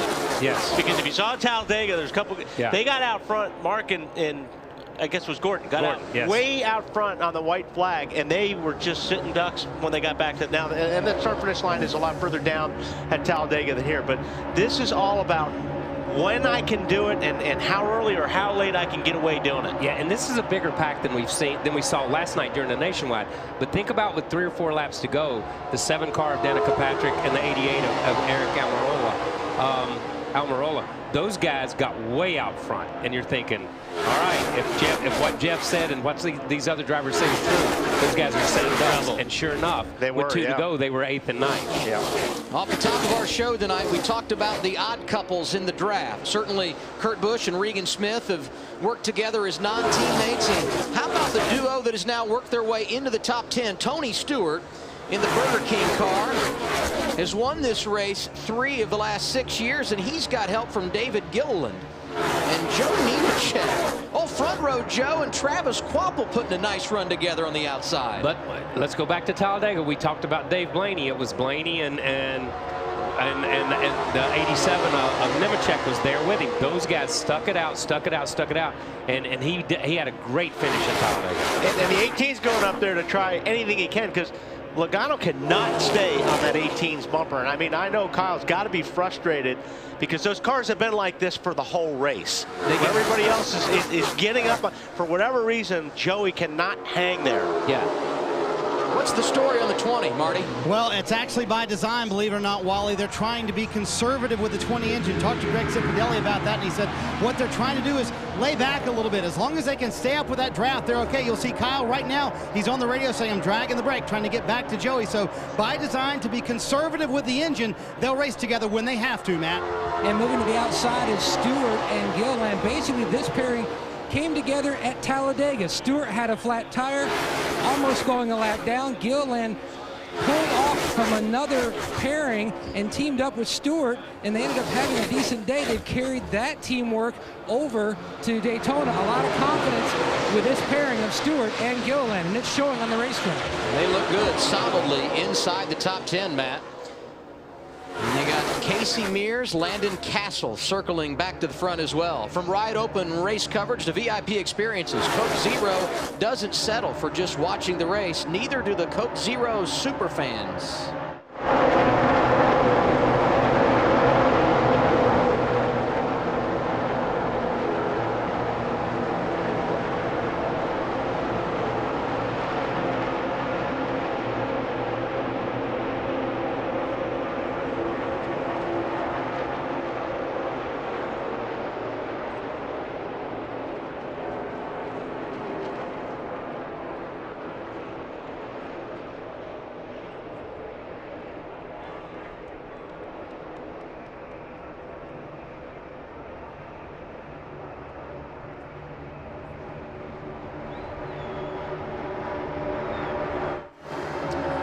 We've now got our 15th different leader of the night. Talked about Smoke and David Gilliland working together, and they have worked it to perfection right now. And one thing we haven't... Low on you, looking low. 2 wide bottom there, inside, 2 wide bottom, inside. One thing we haven't seen yet, I'm sure we'll see towards the end of the race, there's a way you could separate 2 guys. You could side draft, like if the 14 at Kvapil would move down on Truex and Rudiman and then pull back up, it actually pulls the inside car away from the car that's following. Yeah, the side draft actually separates the cars, and that's what Jeff and some of these other drivers have talked about, is learning the nuances of this type. And that's why, as we said earlier, that's why Daytona was different than Talladega, and Talladega is different than this race as far as how the drivers approach the race and how they drive it. But you'll see them, I think, as it gets towards the end of the race, you'll see that happen. How many people do you think outside, David, still outside, had David Gilliland, Casey Mears, and Landon Castle in their TNT $1 Million Fan Challenge top 10? Not many, but they have been solid early this evening. And this doesn't surprise me at all with the 14 car Stewart. I mean, we've seen this 100 times with him. He'll be not even in the race, and then all of a sudden he works his way up to the front slowly but surely, and has an awfully strong car right now. still outside, outside, looking bottom now, both sides, forward cut on the bottom, both sides.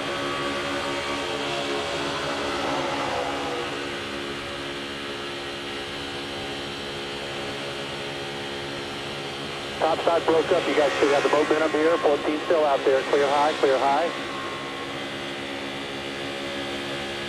Great job, David. That's the way to do it, buddy. Just like they were shot out of a cannon. And one of the reasons that happened, it looked like the 14-34, little separation, yeah. and that's all they needed to shoot to the front.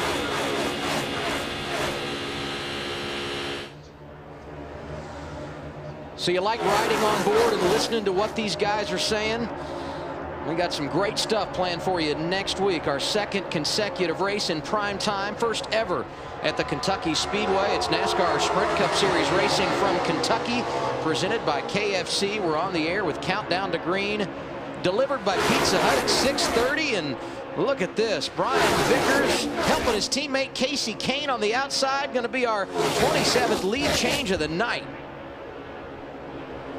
You know, and I'm going to tell you something. It's good to see the 4 and the 83, Casey and Vickers, run out front. Lots been made of the Red Bull situation over the last few weeks. When you go back to Jay Fry and those guys looking for investors, and Toyota stepped up and said, you know, these are good cars. The numbers in the wind tunnel, what they are, they're good cars. These guys just need some financial backing to keep this thing going, and maybe this is, we saw it with Blaney. Hey, somebody's watching at home, some company somewhere, maybe they'll step in and help Jay and those guys. A victory would help, Chris. Casey Kane leading his 10th lap of the night, and that's significant because in his last 15 starts here at Daytona, he's only led a combined 9 laps. But I talked to Brian Pemberton, crew chief on the 83 earlier, and he said most likely tonight you'd see the 83 being pushed by the 4. And the reason that they were going to do that is because Brian Vickers being a little bit more talkative on the radio bit. That hasn't been the way it's been for about the past 10 laps. But even Brian Vickers, very talkative in that pushing position, telling Casey Kane exactly where he wants to be on the racetrack. Did I mention I set that 13 car? Yes, you did today. I saw Wally Dalton set up the 13 car with Booty Barker. Great really, job. but Great job. Great job by that team, man. Mears, our 16th different leader tonight.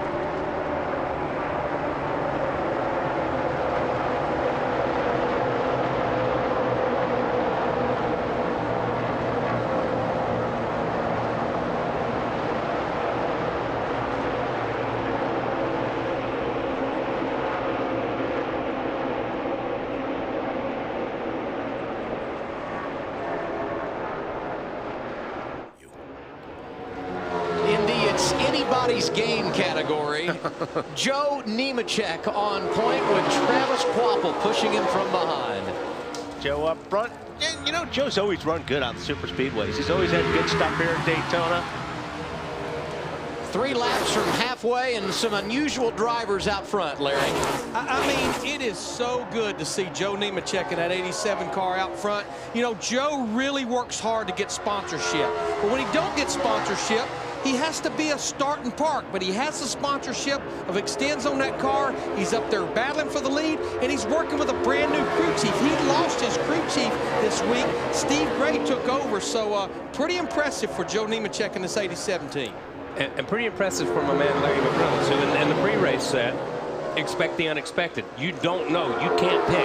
There's 43 guys that can put themselves in the right place at the right time to win this race. And I think Joe Nemechek, Casey Mears, Landon, all these guys that are up there running up front right now, they're proving that. Big upset here in February when Trevor Bayne won the Daytona 500, and we have seen some guys at the front tonight that you don't normally see there. Wally, we talked a lot tonight about Kyle Busch and Joey Logano and their inability to hook up. Looks like they've got it solved a little bit. Well, I mean, you know, Marty said it was by design. You got to go with what Marty says. I mean, I got to tell you, their cars are awfully strong. If that was by design, to be able to hang up there and not be locked in. So if that is the case and these guys decide to lock up, I think what everybody better watch out, because they're going to be very fast. Denny Hamlin, the 3rd driver in the Joe Gibbs Racing camp, been drafting with Ryan Newman. Those 2 drivers 26th and 27th respectively right now.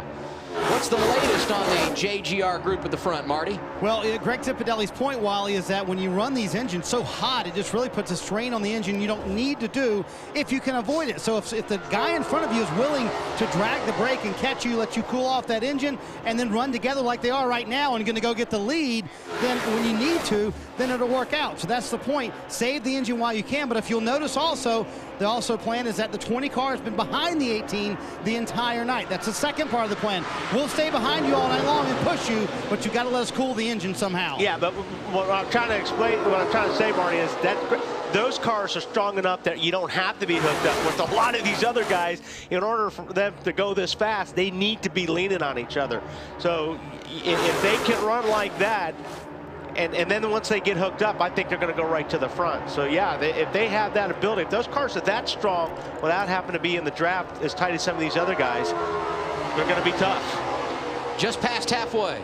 Casey Kane, Brian Vickers, 1-2. 30 lead changes among 17 drivers. We only had 17 different drivers out front in the 500-mile Daytona 500. And I believe you set that car up, KP, because I saw you driving that 71 car this morning.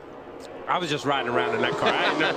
Look, there's a lot of people in Twitterville and watching TV that would say I never knew how to set up a car. And I'd have to agree with them on a lot of cases. But it's good to see these guys up front as well. There's another team that's looking. There's a lot of teams looking for sponsors out there. But it's good to see some of these guys running up front and you know, showing what they can do. Yeah, Kevin's team and you know, with Andy Lally and, you know, Doug Reichert, those guys, they've put together a good, strong group of people. And that's Terry Labonte in the 32 right there. You want to hook up with somebody that you can really trust. They don't come any better than Terry Labonte. Labonte making his 75th restrictor plate start here tonight. So I guess in a way we shouldn't be surprised, because in this kind of racing, experience does pay dividends. Absolutely. And if Andy Lally wants to learn something, here's a guy that's willing to, you know, say, hey, go ahead and follow me around. Terry Labonte is one of the smoothest, heady drivers I've ever raced against, and this is great for Andy Lally because he's learning a ton. And I love the color of that 71 car, because as he peeks his nose out, you can see some of the grease on the front end. A lot of lubrication on these bumpers to make it easy to slide in and out when you need to, Wally. Yeah, it's amazing they haven't worn holes through these things by this time of the race. How about this? Kyle Busch, the only driver in the top 10 that has a victory in 2011. Here's a look at the new comedy, Horrible Bosses. Show your boss who's boss, in theaters July 8th.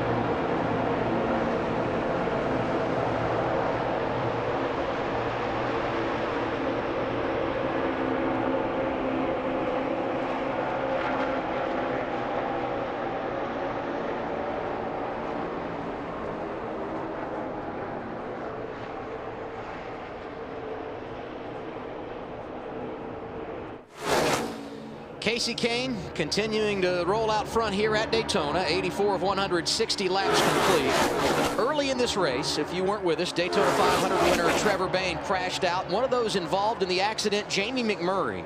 But they have repaired that one car nicely. He and Juan Pablo Montoya running 19th and 20th. And the Hendrick cars, as you see bottom of your screen, starting to rally back. Earnhardt and Johnson looking at a top 15 run right now. It's all about pace. And when we talked to Jeff Gordon yesterday, Wally, he said you got to know when's the right time to push the go button. Pace and patience.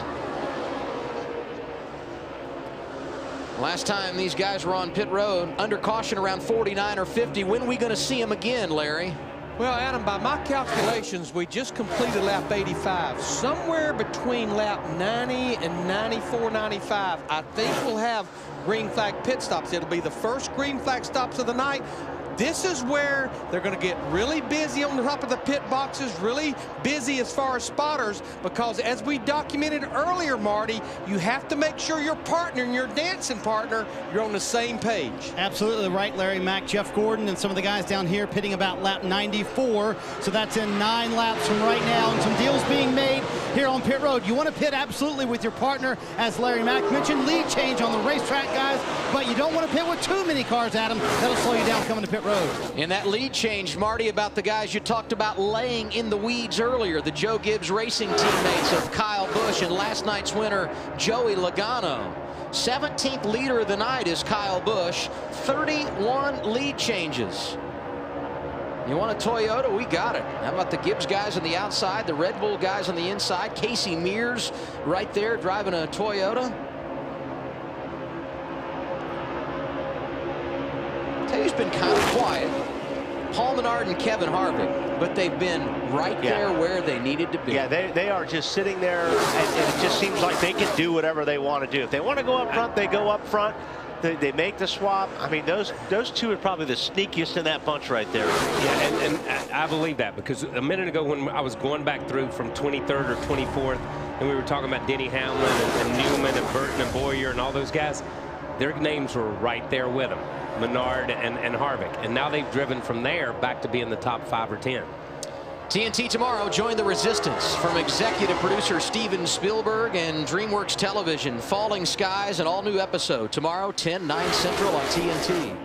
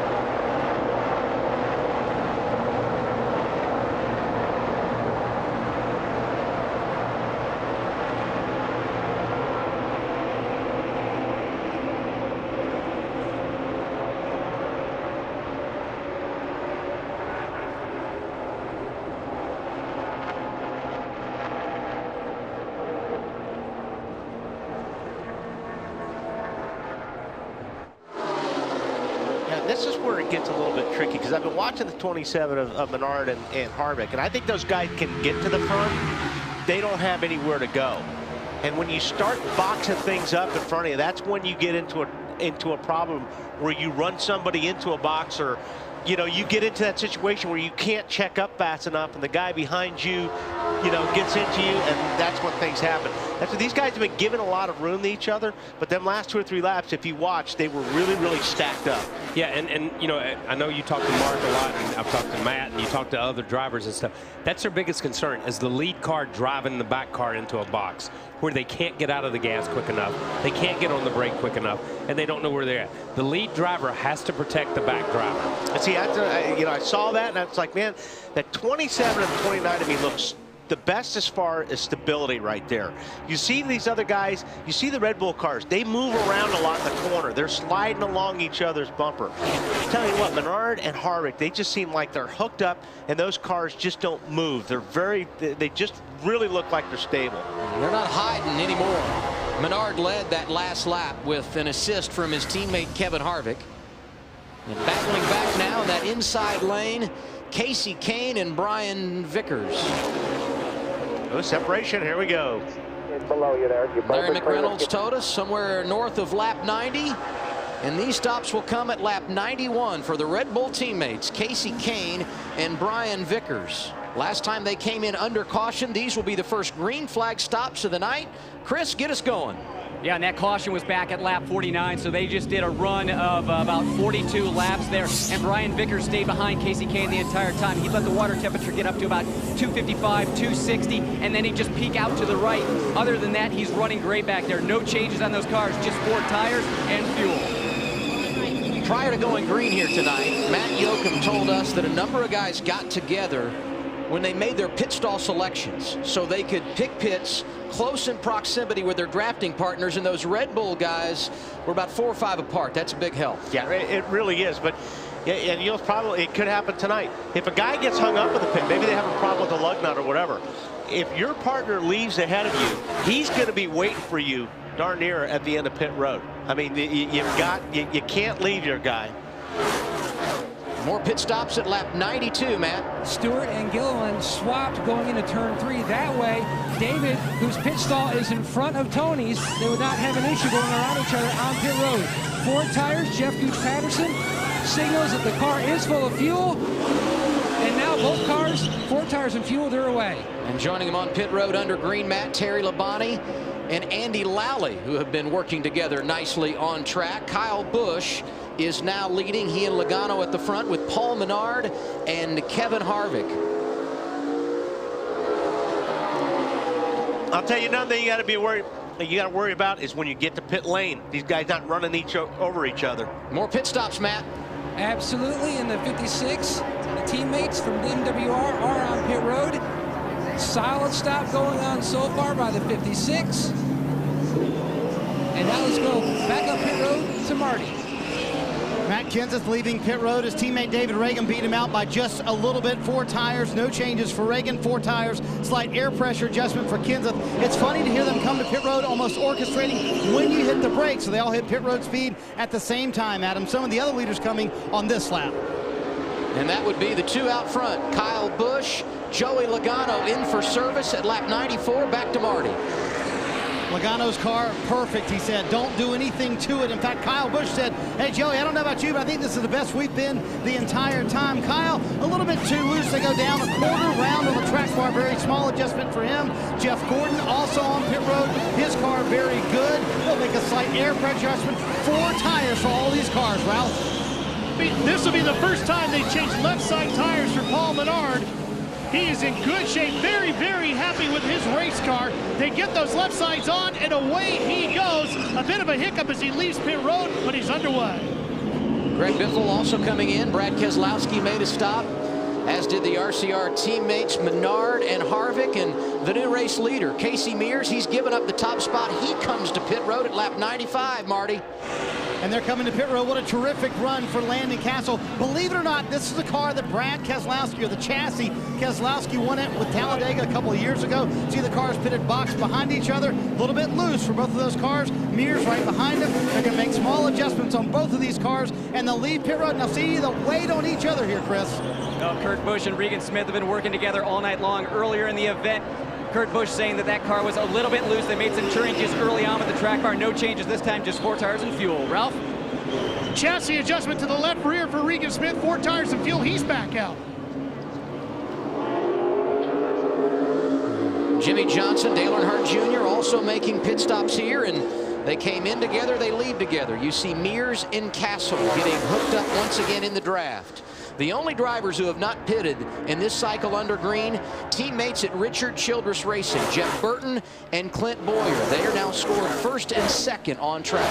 Well, it looks like everybody found a dance partner after that pit stop. And there you see the aforementioned leaders making their way down the back straightaway. 38 lead changes among 18 different leaders. Wide open race coverage plus real Coke taste and 0 calories. The Coke Zero superfans aren't the only ones who are getting everything they want from tonight's race.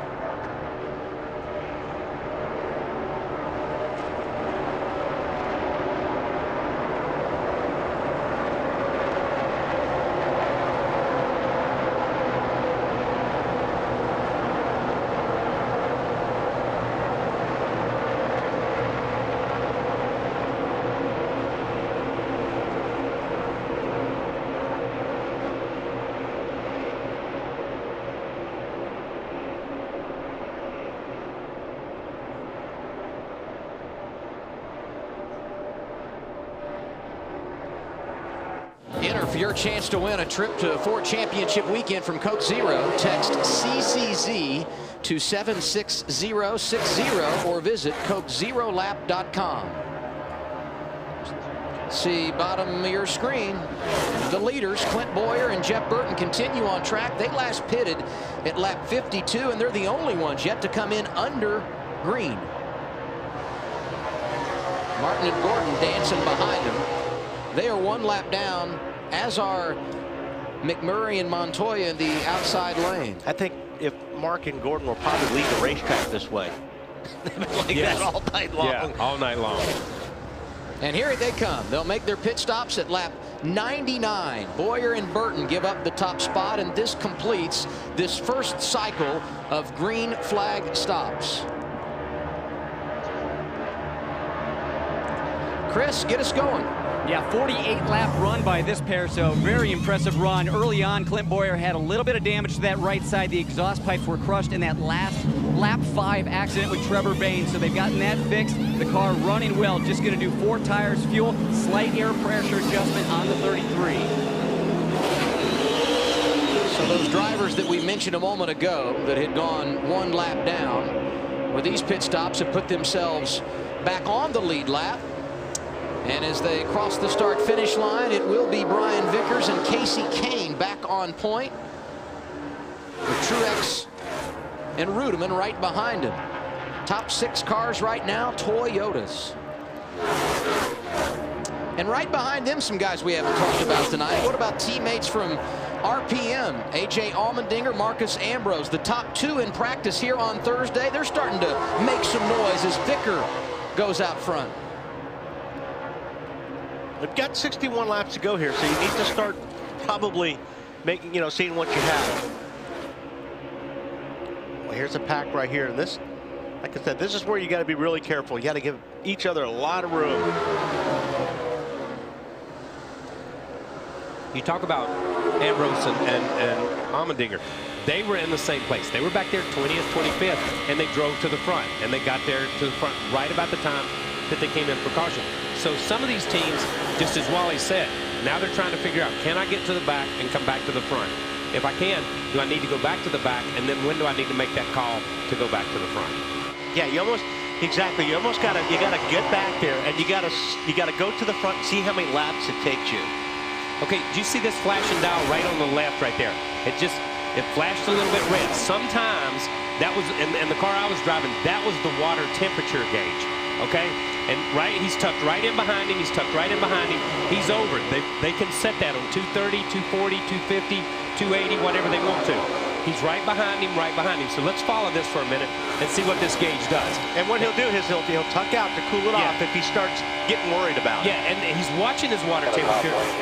But just as Larry said earlier, it's not only the water temperature gauge, it's the pressure gauge. And the car I was driving on the low side, all the way to the right on the bottom, was your pressure gauge. He's peeking out just a little bit right there. Let's not really be too concerned about it, Kyle, or he would be hanging out there a lot more than he is right there. But I think I'd probably set fairly low.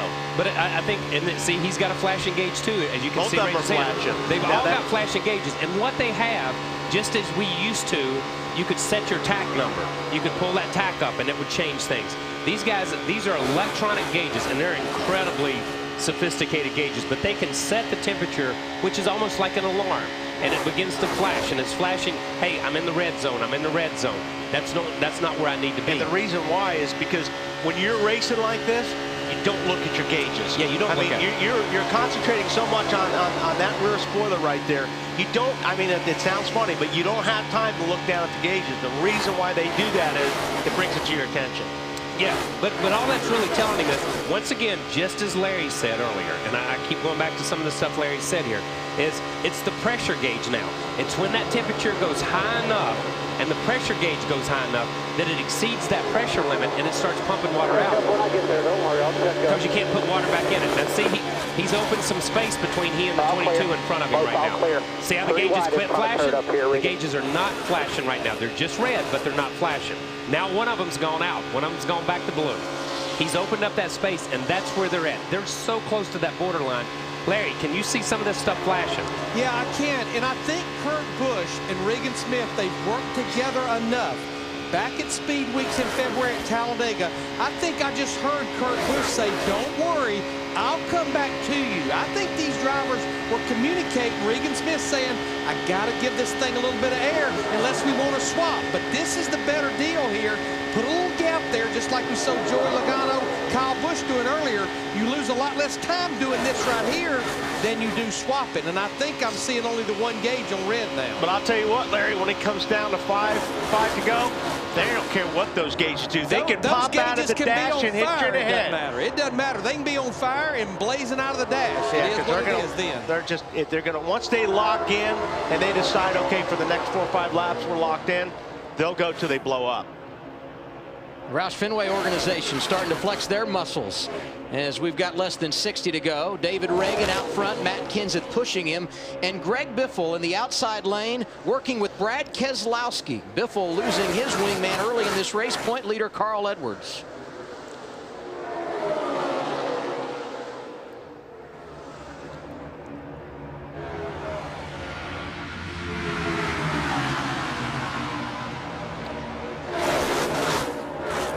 See the full lineup of Camaros, including the all-new 2011 Camaro convertible at Chevy.com/Camaro.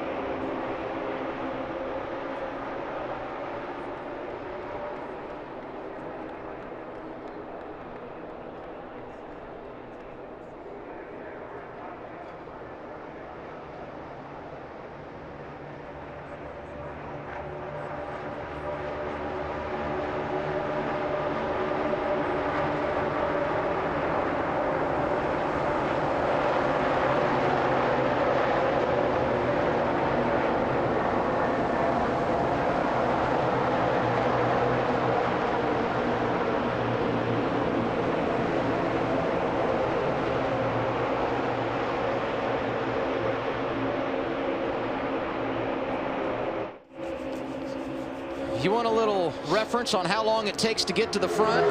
Denny Hamlin, Ryan Newman out there right now. They were running in the 30s prior to those green flag pit stops about 10 laps ago, and here they are on the point in a pretty smooth swap there, Wally. Yeah, that was a good swap, but they boxed everybody up by doing it. They just jammed this pack together. I mean, it was a good time, swap, but that's the problem is it just tightened the whole pack up. I wanted you to do it. I just didn't want to say it with those guys on the outside. I couldn't see you. And that was Newman talking to Hamlin.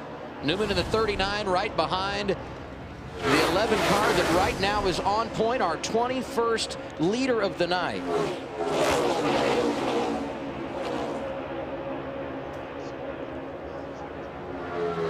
So we see some cars circling to the front, but the Red Bull guys drifting back a bit, Chris.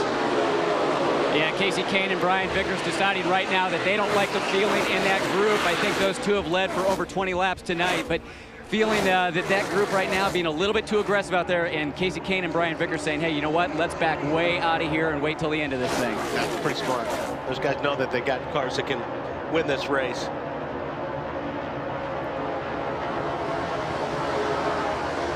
And there will be at least one more pit stop here tonight. And look right there beside of him. 48, 88, 5, 24. This is where these guys have been. You know, and right behind them are Richard Petty Motorsports cars. I mean, these guys have kind of hovered right there where they're at. You know, 18, 19, 23, 24, right there. And that's what we said earlier. Don't forget these guys just because they're not on your TV screen. And these other guys are up here leading and making an exciting race. Because these guys will find their way back. And now we're, what, within 50 laps, getting close to being 50 laps to go. Some of these guys are going to start putting themselves in position for that final stop.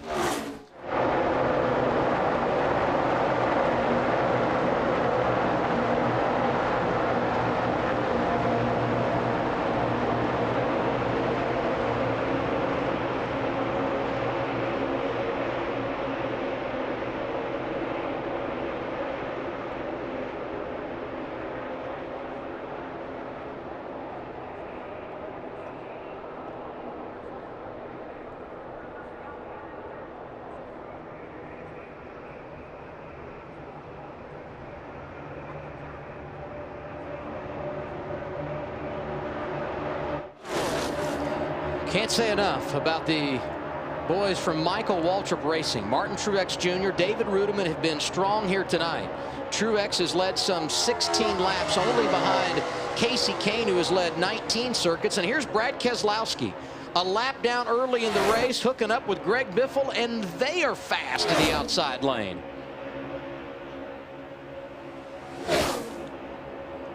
We might should have just stayed out there, Wally. Tell you what, it looks like Montoya is in the picture too with McMurray, and I wrote Jamie off with all that damage. He's sitting back there in 10th right now. The 16 group looking good, Marty. Adam, what a day it has been for Greg Biffle. Remember the wreck with Carl Edwards early in the race. They actually got on the radio about midway through the race under caution, and Greg apologized to Carl, said, hey, that was totally my fault. But in 2 subsequent pit stops, the toe was knocked out on the 16 car. They fixed that. Then Greg came on the radio and said, hey, I don't want to be greedy, but if you could take some rebound out of that right front shock, that'd be great. They came back down pit road all the time, stayed on the lead lap, and stayed out front, working with that 2 car. He found him a new dancing partner, Adam. It's worked out for Greg Biffle as he looks to make the exchange with Brad Keselowski into the tri-oval here. Yeah, now watch Truex and Rudiman just blow by these guys. All right, they'll come outside, and you guys get sorted back out. Come outside. That was a little bit sloppier than the 39 and the 11 did it. I thought Biffle was going to get caught in the outside line and get split by those guys that were coming so fast. And we talk about positions you lose there with 2, 4, 6, 8, 10, 12 spots just by doing that in half a lap. Battling back from adversity, Wally. The 1 car involved in that opening caution of the night with Trevor Bayne, and he and the 42 of Juan Pablo Montoya back in the picture. Yeah, no, I'm surprised led the last lap. Surprised that I thought Jamie had a lot of damage. Well, he did have a lot of damage. Those guys did a good job getting that thing turned around. Yeah, I think the 56 and the 00 had to have. We saw how fast they went under them, and they almost appeared to be separated at that time and just kind of rolled out of the gas because they've got freight trained by about 12 or 14 cars. They're back in 15, 16, 17 position now. 47 to go. Mears and Castle hanging tough.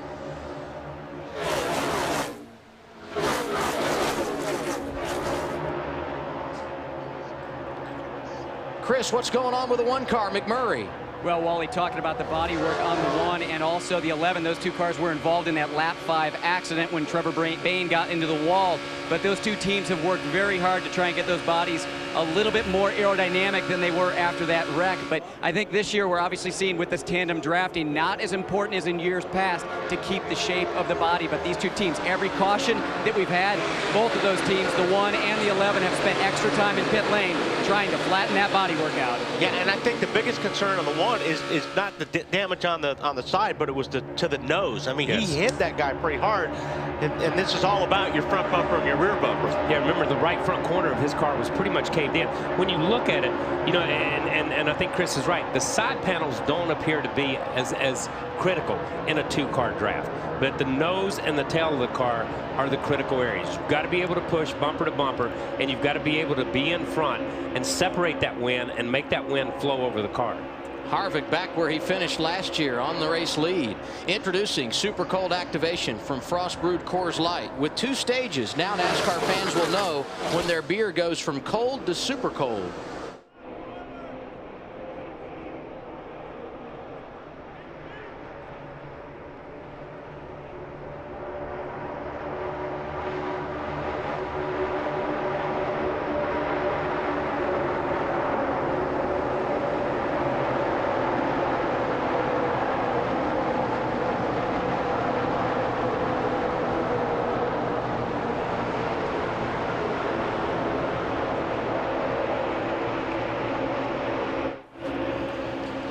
Getting down to it here at Daytona. 45 laps to go. Kevin Harvick led the race last time around. Here comes Jamie McMurray in the outside lane. We have set a record at Daytona with 25 different leaders now.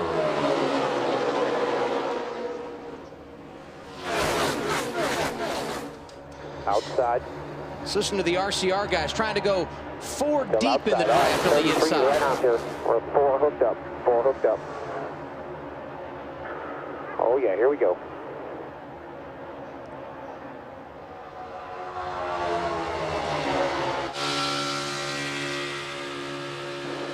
All right, you guys got a car length and a half to the 33 and 31. Let's see how this thing works.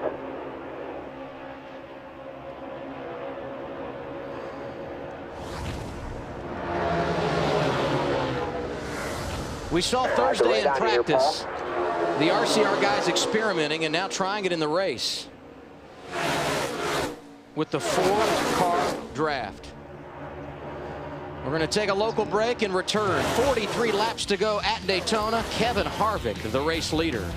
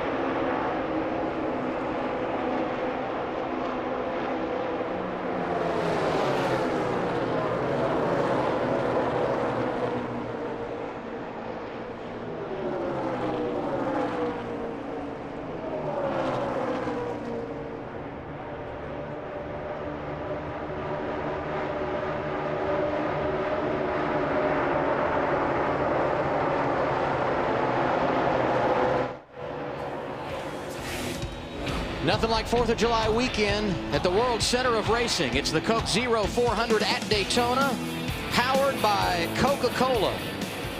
41 laps to go. And a team that is so strong when it comes to plate racing, coming to the front when it matters. Kevin Harvick getting a push from Paul Menard in the inside lane. Outside, Clint Boyer teaming with the 31 of Jeff Burton. Can't say enough, Wally, about the Cinderella story inside. What about Casey Mears and Landon Castle? They have been consistent all night long. Guys have a good run. They've been, like you said, they've been up front all night, making the right moves, putting themselves in a great position. Especially with not having any practice, that's really incredible. Really incredible. And we know these teams are going to have to make one more pit stop in this race.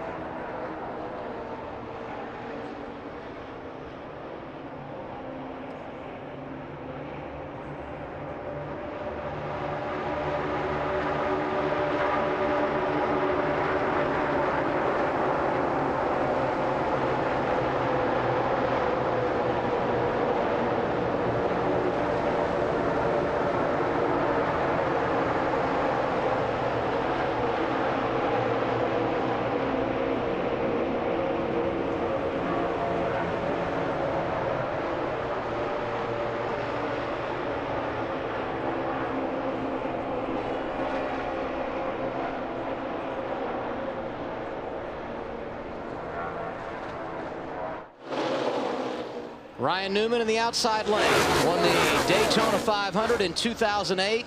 He and Denny Hamlin, not teammates, but they established early in the weekend they're going to work together, and it's working out nicely. Yeah, the anxious level starts going up at this time of the race. We've got 38 laps to go. This is when everybody's voice starts to show a little bit more of, you know, a sense of urgency, if you will. And you know, you got to start putting yourself in position. This is also when bad things happen. Yeah, as closer as you go, but the patience is starting to wear off. We're not going to be working with each other as much as we have been all race long. Yeah, you know, as you say, you know, you're talking 30-some-odd laps to go. You know, and as these guys have to try to drive to the front at this point in time. They have to drive up and say, can I make it to the front? So they drive themselves up to 7th or 8th and they say, yeah, I'm good. I can drive to the front. The question is, do I start the lap before you start? Because if you start the lap before me, then now that's another group I got to go through. And I think that's what these guys are trying to figure. And you get in a situation like this, Kyle, where you got the track is blocked. Yes. You can't go anywhere. So if you think, you know what, I can do it in 5 laps, and you get in a situation where you're boxed in, you just messed yourself up. Yeah, you just messed You don't yourself have a up. 6th lap. I think I'd want to be getting myself in a situation at this point in the race where I'm at least around that top 10 and try to hang there. Yeah, it's this is like watching, a distance run, and you get to the end. When do you kick? And that's what these guys are trying to figure out. When do I kick? Do I kick too soon? Do I kick at just the right time? I know when my right time is, but somebody else may force my hand and may force me to run their race. See Kurt Busch, Regan Smith making gains in the outside lane. All these cars we ride with right now outside the top 10 and outside the top 20, all of the Hendrick cars. What are you hearing, Marty? Well, Adam, we've documented that Joey Logano has been pushing Kyle Busch all night long. In fact, they've only been out front of Kyle Busch one time tonight. It's gotten so hot inside Joey's car, they think that the radiator fan has melted in that car. Every time Joey tries to turn it on, it trips the breaker. And Larry Mack, I'm guessing as we close in on the end of this race, you want everything you can to cool that car down, don't you? Well, Marty, if you go back to the Daytona 500, we had 16 cautions, so there was time for a lot of this stuff to cool down. We've only had 3 cautions, and we've got roughly 30 laps to go. The type of fan they run is a plastic or a carbon fiber fan that's right here. It's an electric fan. And I think with all these green flag laps, especially if you're the pusher with no air flowing through the radiator, all of a sudden now this electric fan is melting, and that's going to make the temperature go up even more. You know, I might just say that if you're my partner, I might just say that too, just so you're pushing me into the race. Yeah, that's just the way I think. Yeah, but that's the first thing I thought. That's a really good idea. We haven't had a caution in 60 laps, so it's been a while since these guys had a chance to breathe. Look at the Impala emblem gone for Juan Pablo Montoya. Yeah, I was getting ready to say, what Impala emblem? Oh, what? See, that's a hit. I mean, you know, it really takes an effort for both these guys to hook up and not just so you bang the car in front of you. Clear high. And then here again, you look at these guys, they look like they're struggling trying to hang on. That's what I've been impressed the most about Harvick and Menard. Yes. Those guys have been like glue. The cars look stable. They go wherever they want to go. And that's what I've been watching all these cars. Just to see how stable everybody is. These 2 cars too. Be careful. We're okay. We're good. We're good. We're good. 4 in the 83 are also 2 cars that look really well.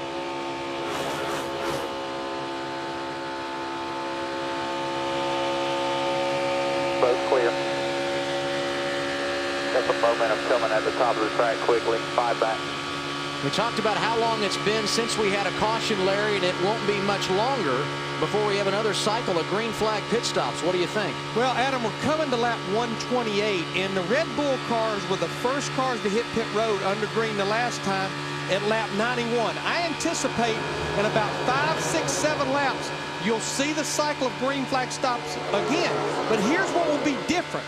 You saw a lot of teams, a lot of drivers waiting till they got the car full of fuel. This time, with less than 30 laps to go, you're not going to wait on fuel, but this will be communication that has to go on pit road between the 2 partners. I'm going to tell you what, that 42 is wearing that 1 car out. And down here in February, the 1 car got tired of it. You know what I mean? He said he is just wearing him out, telling him to be patient, telling him to be patient. You see, Juan keeps dropping off of him. Yeah. How come you're not? Oh, good. I'm wide open. See? Oh, good going into the green side. You hear Jamie. Jamie's getting upset with him. Not here. Hey, dude, how come you're not on me? Get on me. Get on me. Get back up here.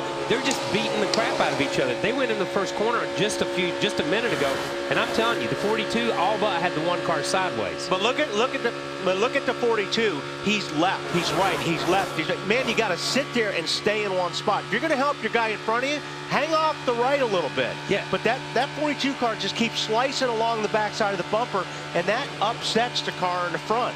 but Juan will run up on him, and Jamie's dragging the brake a little bit. You can hear it in Jamie's car. He's dragging the brake. But look at 42. He's Juan's down underneath him. Yeah, Juan's on the inside, and that keeps knocking Jamie around. It just keeps. Now they're coming down pit road. But when you see it, Juan runs up and hits him, and it almost like it knocks Juan backwards, and more so than it knocks the one car forward.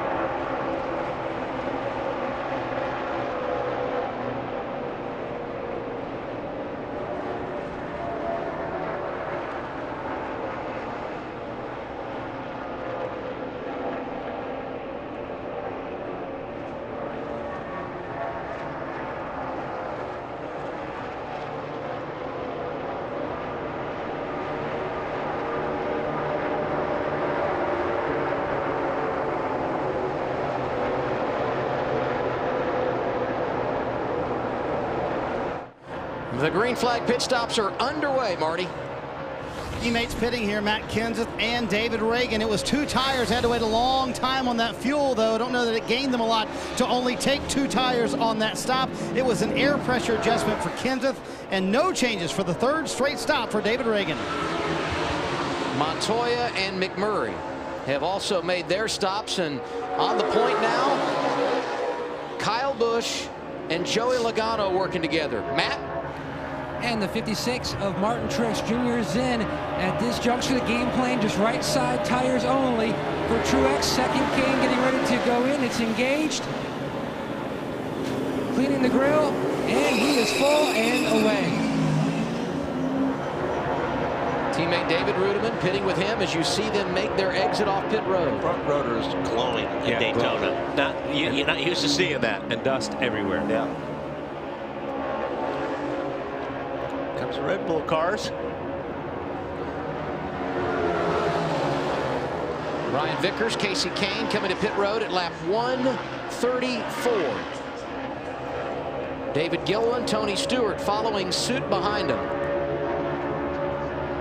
Chris? Well, Brian Vickers hits his pick box. Just going to be right side tires and fuel for both the 83 and the 4. I think we saw how strong these cars are when they did not like the feeling in that lead pack. They dropped all the way back to the Hendrick cars outside of the top 20. Within 10 laps, they were back up in the lead. So these 2 Red Bull cars very strong tonight. Matt? And Stewart's service is complete. Gilliland is down. 4 tires for both, and Stewart will lead that tandem off pit road. This won't necessarily be the final pit stops of the night, but these teams that are coming in now can go the distance from here. As we now have 26 laps to go, and there goes Kevin Harvick to the outside with help from Paul Menard. In fact, the whole RCR bunch pushing out front.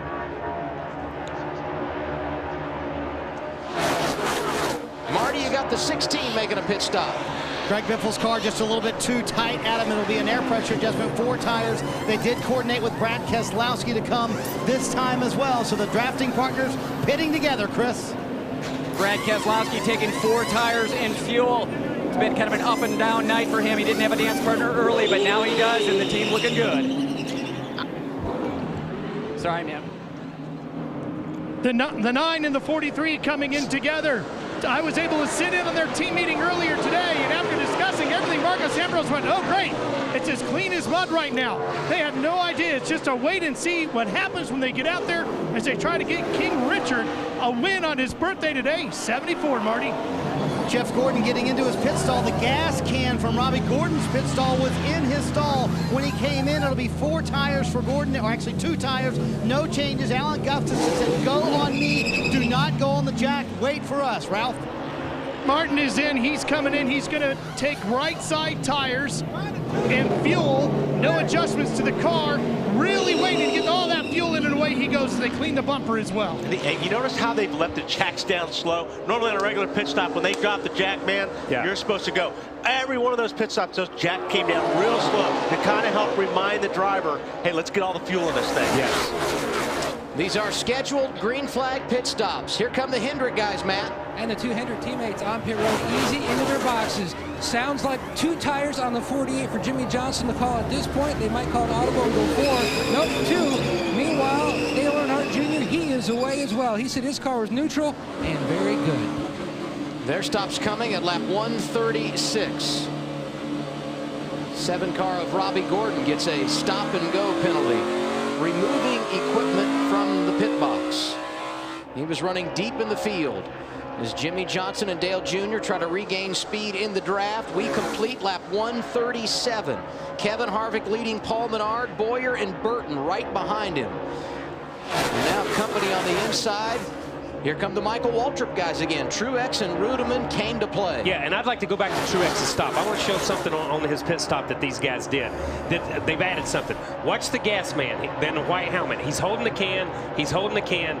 He'll take the can, sets it down. Look at that thing on his chest right there. It's a white rag with grease on it. He bends down and reapplies grease to the rear bumper. So not only are these guys cleaning the grills, putting grease on the grills, they're doing jack duty, they're doing gas duty, they're changing tires, and they're adding grease. Used to, we had asked for a guy to go across the wall, clean the windshield. Yeah. Now it's like, can I get somebody to put some grease on the bumpers of this thing? Which is really cool to see how these guys have adapted.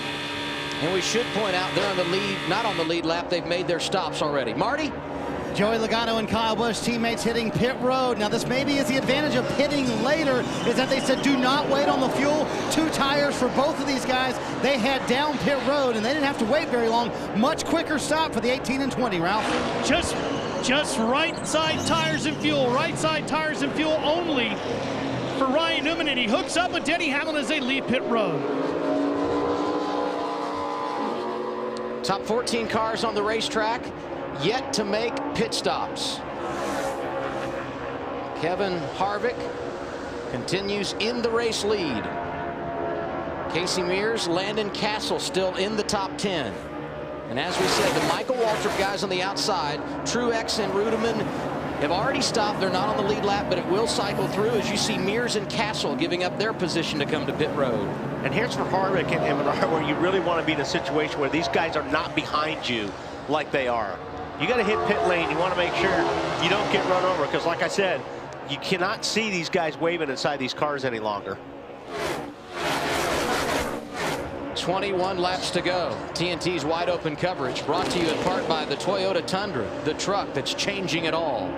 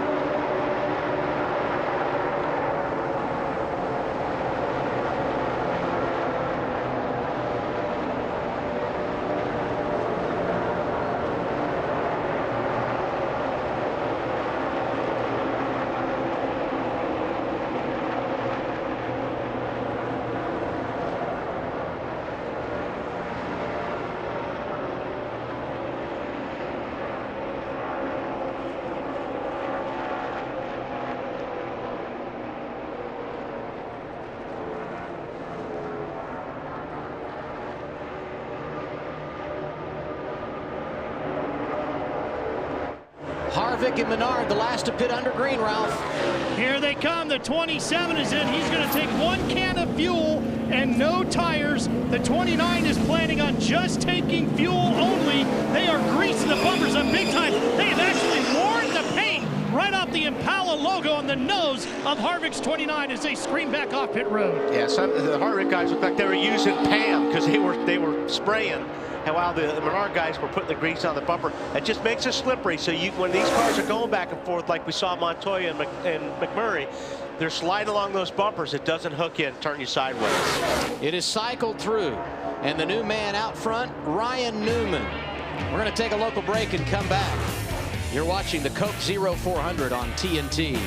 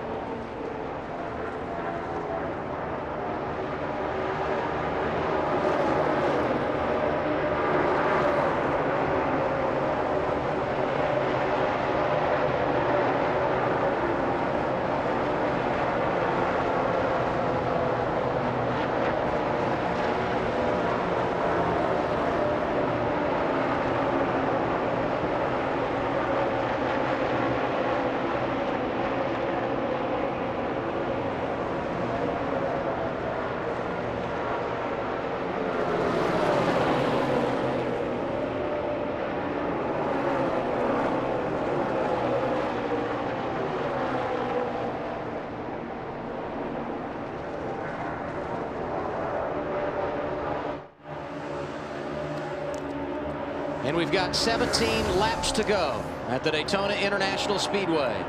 Ryan Newman, the race leader. Denny Hamlin right behind him. Hamlin's teammates Kyle Busch and Joey Logano third and fourth.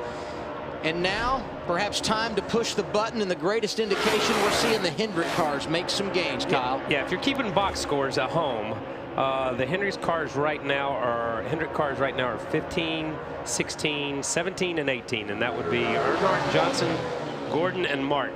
So I just want you to know with 17 laps to go, that's where they're at, 16 laps. But everybody's running pretty close at the same time. Yes. They've got almost 6 seconds to make up. So they're going to have to start pedaling if they're going to want to make up 6 seconds between now and the end of this race. And the best thing that can happen for them is these guys up front starting to run side by side. Yeah, the guys up front are running about 46 10s, 46 flats right along in there. And those guys are back there running about 46 flats. And you're not going to gain unless you run a little bit faster, obviously. Yeah, and in order for them to make that time up, these guys are going to have to start getting the, 3 wide. And it's really, like I said, what I've really noticed about tonight is the guys that have hung with each other. When somebody says, I'm committed to this guy, they have. I mean, we've seen these guys run with each other since the drop of the green flag. So at this point, you don't bail. You're with them thin or thick. And Kyle, we've seen guys have problems. Keselowski got hung out. Greg Biffle lost Carl Edwards, so they hooked up together. But for the most part tonight, it has been complete commitment. The guy you started with, the guy you're going to try and finish it with. Yeah, and these guys right now, if you look at these guys, these first 4 groups have just run in a straight line down the backstretch. And I think they're trying to gap the guys behind them. It's like, okay, you bump draft with that guy, you bump draft with that guy, and we'll just run in line and not let these guys catch up.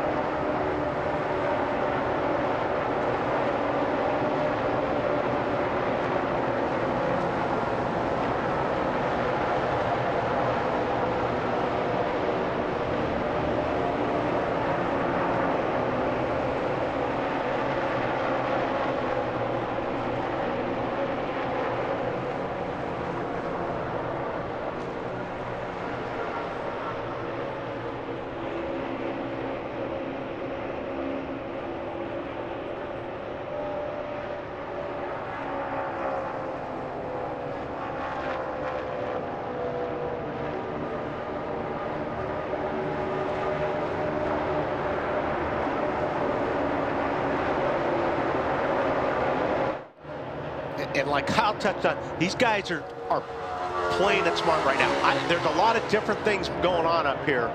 But if these guys just run like this and start logging the lap, Gordon, those guys can't catch them. They're still 6.3 or 6.4 seconds. That's what they were 3 or 4 laps ago.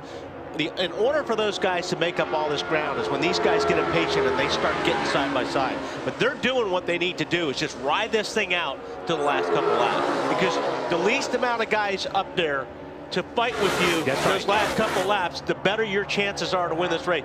Don't get 15 or 20 tandems up there. Yeah. Let's just deal with 3 or 4. The better your chances are because the easier it is for you to race. Right. Then it's back racing one-on-one almost. It's not racing you against 40 cars. Right.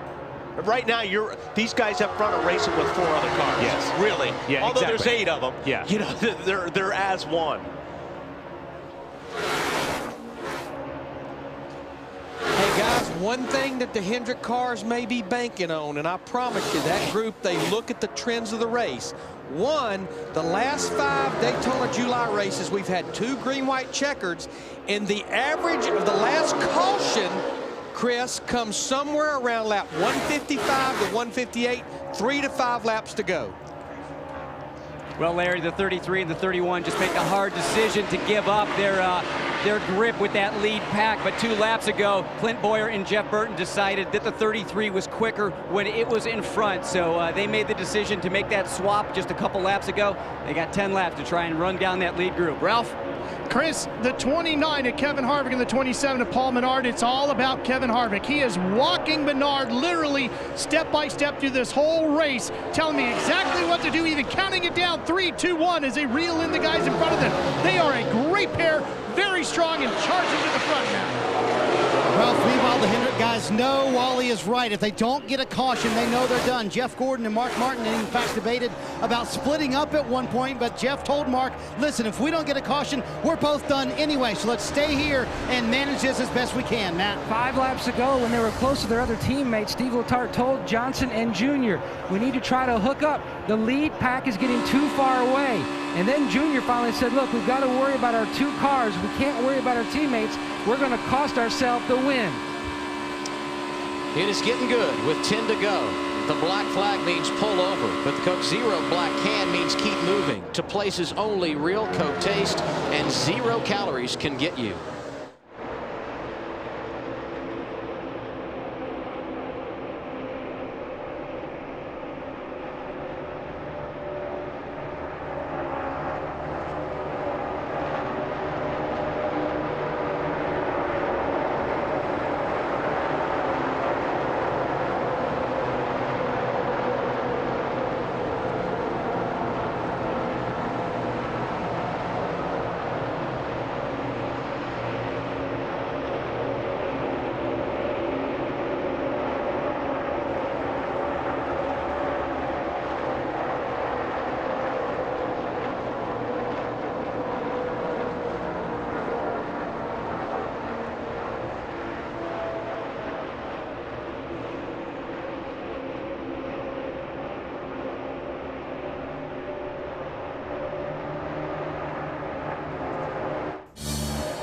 And you see the 24 and 5 just a little while ago. We were talking about running into a box. They had nowhere to go. They had a head of steam coming that they would have probably picked up 2 seconds on the leaders, but they just had nowhere to go. Well, I watched this earlier. The 83 gets into the 4. Well, we didn't cut the 83 got into the 4, which jammed up the 33, and that's why the 31 ran into the 33. Yeah. So we're starting to get into this chain reaction. Everybody's in a hurry to, time of the race. Starting to get antsy. Here you see Kyle Busch and Joey Logano led a bunch of laps tonight. Right now they're 9th and 10th. Right behind them, the Hendrick duo of Mark Martin and Jeff Gordon. And I'm going to tell you, Jeff, talking about a beehive like he called it before, he made a couple of moves to work his way through that pack. Even though he drove himself into a hole, he made a couple of moves. But they're running out of time. We see where they're at right here behind Joey Logano and behind Kyle Busch. The pack in front of them are 2 or 3 seconds ahead. New leader, Matt Kenseth and David Reagan getting around Ryan Newman and Denny Hamlin, shot out of a cannon. But that's what the 24 and the 5 needs to happen. They need this. If this keeps happening, they will be in this group before you know it. And that will be phenomenal, because I'm telling you, I thought they timed their time. I thought they timed it a little bit late, and especially because they had to work through. But Jeff made a couple of moves that were incredible. If they do jump on our outside, you just roll out of the throttle just a little bit so they don't separate like we did to them. See, now they're talking about separating the packs. If they get to the outside, roll out. Keep them beside of us. Don't let them separate us. That was David Reagan talking to Matt Kenseth. They run 1st and 2nd right now. Harvick and Menard right behind them. And doesn't matter what your gauges are saying. At this point, you're not swapping anymore. Yeah. So it's very possible you start seeing some guys get hot at this point as well. With 5 laps to go, it's not going to blow all the water. It doesn't matter. Yeah. It may kill some horsepower, but it's not going to blow all the water. It's not going to go to steam. 5 laps to go, as Kyle pointed out. How about 55 lead changes among 25 drivers, and we're not done yet, Chris. Well, Casey Kane and Brian Vickers know that the quickest way around this racetrack is staying on each other's tire tracks. But you can see Brian Vickers sticking his nose out a little bit to the right. These two are saying, let's cool the 83 down as much as we can for a couple laps here. And then when we're ready to go, just get right up behind me. Let's push it to the finish. Well, they better not look in their mirror, because they got the 24, and Mark Martin is coming. Man, they made up a lot of ground. The 24 and the 5 cleared that pack and have come to the front. And I'm going to tell you, a couple of the moves were because of Jeff Gordon driving that thing, but Mark Martin just sitting there pushing him, just like at Talladega. And these guys getting 3 and 4 wide like this up there in front of them help Jeff. Look at Jeff and those guys go to the outside right there. But here comes the box. This is what you got to be careful of, is really making sure that you let the guy know. See how Mark backed off the 24. He knew that these guys were closing in on these guys way too fast. That was a really smart movement right there. That's Hamlin and Newman right in front of him. And as all these guys dice it up from third on back, Kenseth and Reagan pulling away a little bit. But that is incredible because they run into a box. Mark backed off, let Jeff get his place, and got back to him as quick as he could. And they really didn't lose that much because those other guys run into a box and kind of jumped out of it quick. That's incredibly smart driving right there. They're in the top 8, Marty. A lot of talk in the Hendrick camp, and Ralph mentioned it earlier this week that Mark Martin wanted to be the guy who was pushed instead of doing the pushing for Jeff Gordon. This is how they wound up at Talladega. And a little while ago, Mark said, do you want to switch? Jeff Gordon told Mark Martin, dude, if we do that, we're done. We have no shot to win this race. This is where it's gotten them. They have a threat to win this race, Ralph. Right now, the 5-car Mark Martin is hot. He's just going to stick it in there and give it everything he's got. That motor, we'll see if it makes it. As you guys said, nothing you can do now but keep your foot to the floor. And look, man, these guys are starting to slide up in each other. Watch out, watch out. There they go. Here it goes. Gordon goes around. What a save. great job. That, pretty great. And we get the caution. A lot of damage, but I'll tell you what, that was a good save. Good. I don't know who turned him, but it wasn't me. Yeah. And that was Mark Martin saying, I don't know who turned him, but it wasn't me. And it wasn't. It was the 4-car that came up. Casey Kane. Those guys got together and worked up and just pinned Mark, or pinned Jeff Gordon. He was just in a box right there. What did Larry say about the trends of this race and a late race caution? But it's not going to help these guys. No, it's not. They were the ones that was hoping it was going to help. They watch a 24, and like Kyle said, look at the Red Bull cars. He gets into the 4-car again, just a little bit, slides up the racetrack. And again, he's to the left side of the 4-car, okay? The 4-car goes up, and you see right here, Jeff's there, but the 83 turns the 4-car right there. The 83 hit him and knocked the 4-car up the racetrack. The 83 did not give, Brian Vickers didn't give the 4-car a chance to recover. Jeff did a great job right here. Mark did a great job of avoiding this, but this thing just slid sideways, and all these guys just avoiding the spinning car. And it doesn't take any contact. If you watch, the car comes across Mark's, or the 24's nose, just a little bit. These cars are already on edge so much, it just doesn't take a whole lot. Yeah. And I tell you what, the 18 car got into the outside wall pretty good. I think Joy tried to stay off of it, but the 18 car banged it a little bit. We ride on board with Jamie McMurray right behind the mess. You see, he rolls out of the throttle. You can just listen to it. That was a good job getting through that. Yeah. And you know, we've heard every driver talk about driving down here and driving this way, and every one of them said, but Daytona's a lot more narrow than what Talladega is. It's not as wide a racetrack, and that showed right there. That move you could have made at Talladega and still had room on both sides. Pit road open. The front cars stay out, but here comes Kyle Busch. We talked about the fact that he got into the wall, got some damage. He makes a stop. Jimmy Johnson and Jeff Gordon also coming to pit road.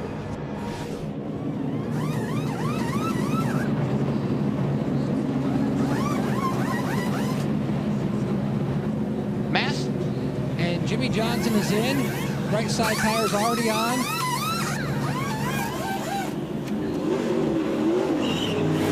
And he is away. I'm not sure why, unless he felt like he ran over something or flat spotted some tires or whatever, just to be careful. I'm not sure why they would have come in at this point in time in the race. And he lost his partner on that deal. 88 did not come with him. We're going to take a break. We'll re-rack when we return. It's getting very interesting late here at Daytona.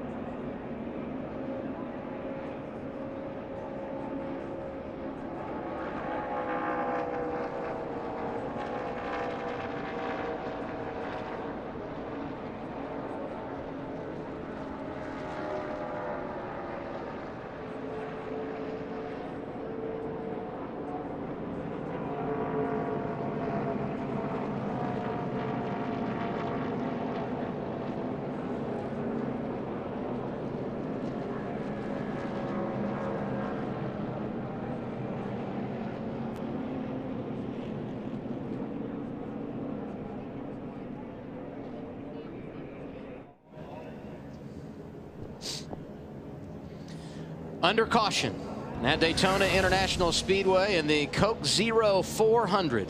Ryan Newman, Denny Hamlin out front, Matt Kenseth, David Reagan, Brian Vickers, and Casey Kane make up the top 6 as we once again look at what happened a moment ago. Yeah, you watch the 83 here. He's down on the inside a little bit. The 4 car's up. He's to the left side a little bit. And he gets into the 4 car right there. You see it kind of, and the 4 car goes up the racetrack. And as the 4 car tries to recover and come down, 29 did pop him. Yeah, they all get together about the same time. I'm not sure that's Vickers' fault. I think they all kind of closed in an accordion, and they all got together as the 4 car was coming down. So I probably called that wrong a minute ago, thinking that Vickers had got into him a second time and didn't allow him room. I think Vickers tried to allow him a little bit of room probably, and then the 4 car or the 29 car and the closure rate of he and Menard got into him. And you know, Vickers was down on the inside, but he couldn't get on the outside because he had Gordon and Martin right there. They were on his door. There was no way he could get to the right of the 4. And they were on his door doing what Jeff and those guys talked about doing, separating those guys. Get on their door and separate them. So this late race caution will set up a green-white checker finish. It is the 8th we've had here at Daytona and the 4th in the last 4 races here at this track. You can get as many as 3 attempts at a green-white checker finish. A green flag lap, you take the white flag, and the only way you can get to attempts 2 and 3 is if you have a caution prior to the race leader taking the white flag. We have been given the 1 to go signal, so next time around we will see the green flag. If the caution comes out after the leader takes the white flag, the race becomes official. And we had 2 attempts at a green-white checker here in February. So I wonder who decides if you got the 39, you got Newman and Hamlin. So who decides, oh, I'll take the lead on the green? I wonder how they come up with that. Don't forget what happened on the restart late in the Daytona 500. David Reagan pulling down too early. He's penalized. You cannot move out of line until you have crossed the start-finish line. It's been a very interesting night. I'm going to be saying I'm the better leader until the cows come home right now. My electric fan melted. So you should be out front. I should be out front too. I was wondering if this was where you were going to play that card, Kyle.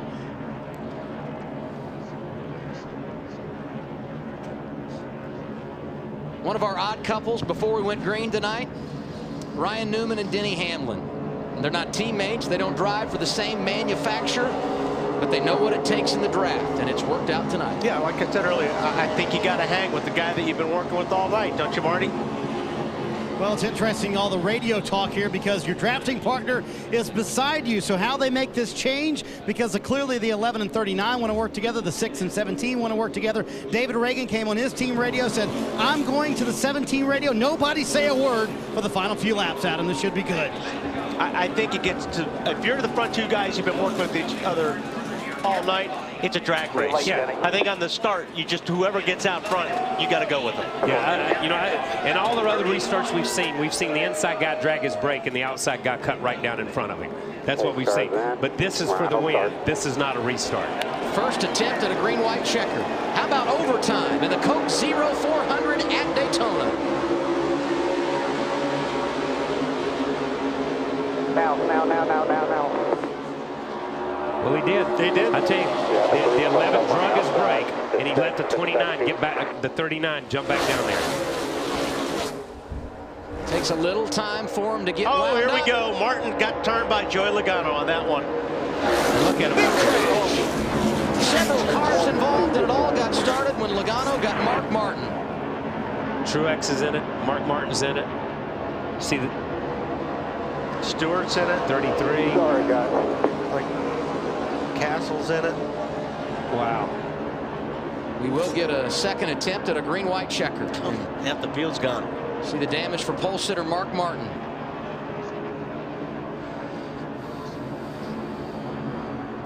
Let's go high above and watch the restart. Just keep your eye on Logano in the 20 car.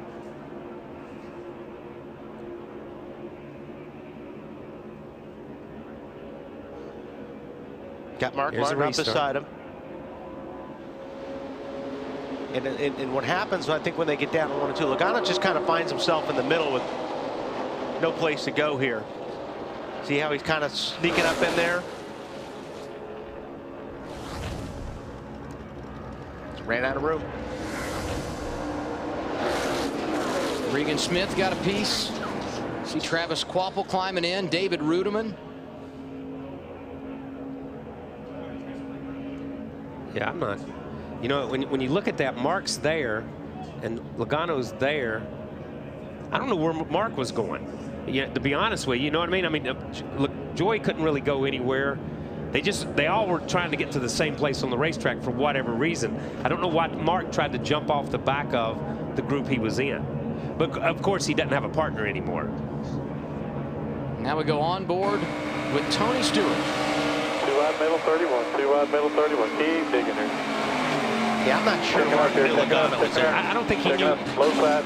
Because right there. I don't think he felt Logano. Stay right there. Stay right there.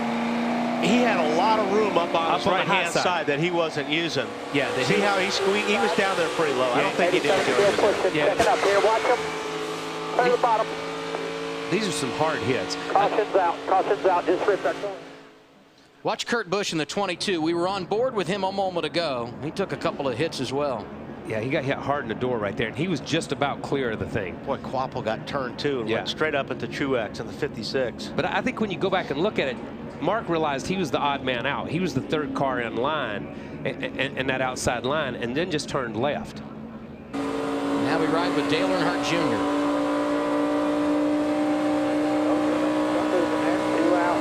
Two outside, checking up, go low, come on low, come on low, come on low, come on low, go low, low, low, low, low, come on low. Great job. Yeah, very good. Great job by Dale Jr. right there, man. Good call from the spotter, too. And this is Regan Smith.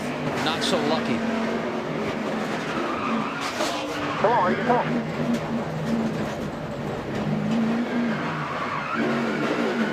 When you're in one of those wrecks, it's like it never ends. Yeah, it just keeps going. Then when you stop, you wait for somebody to hit you while you're stopped. NASCAR, no doubt a contact sport, and not just for the cars. The drivers taking a beating as well. See A.J. Allmendinger on pit road, right behind Mark Martin.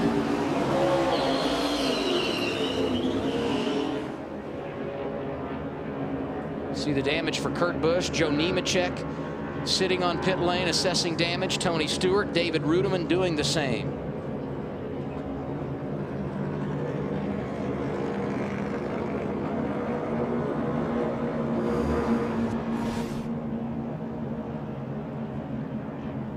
And when you're in a situation like this on a restart,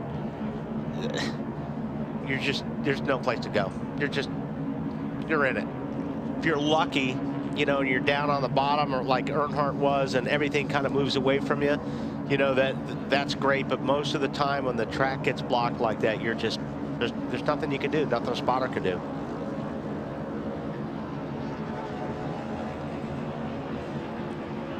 All of this during our first attempt at a green-white checker.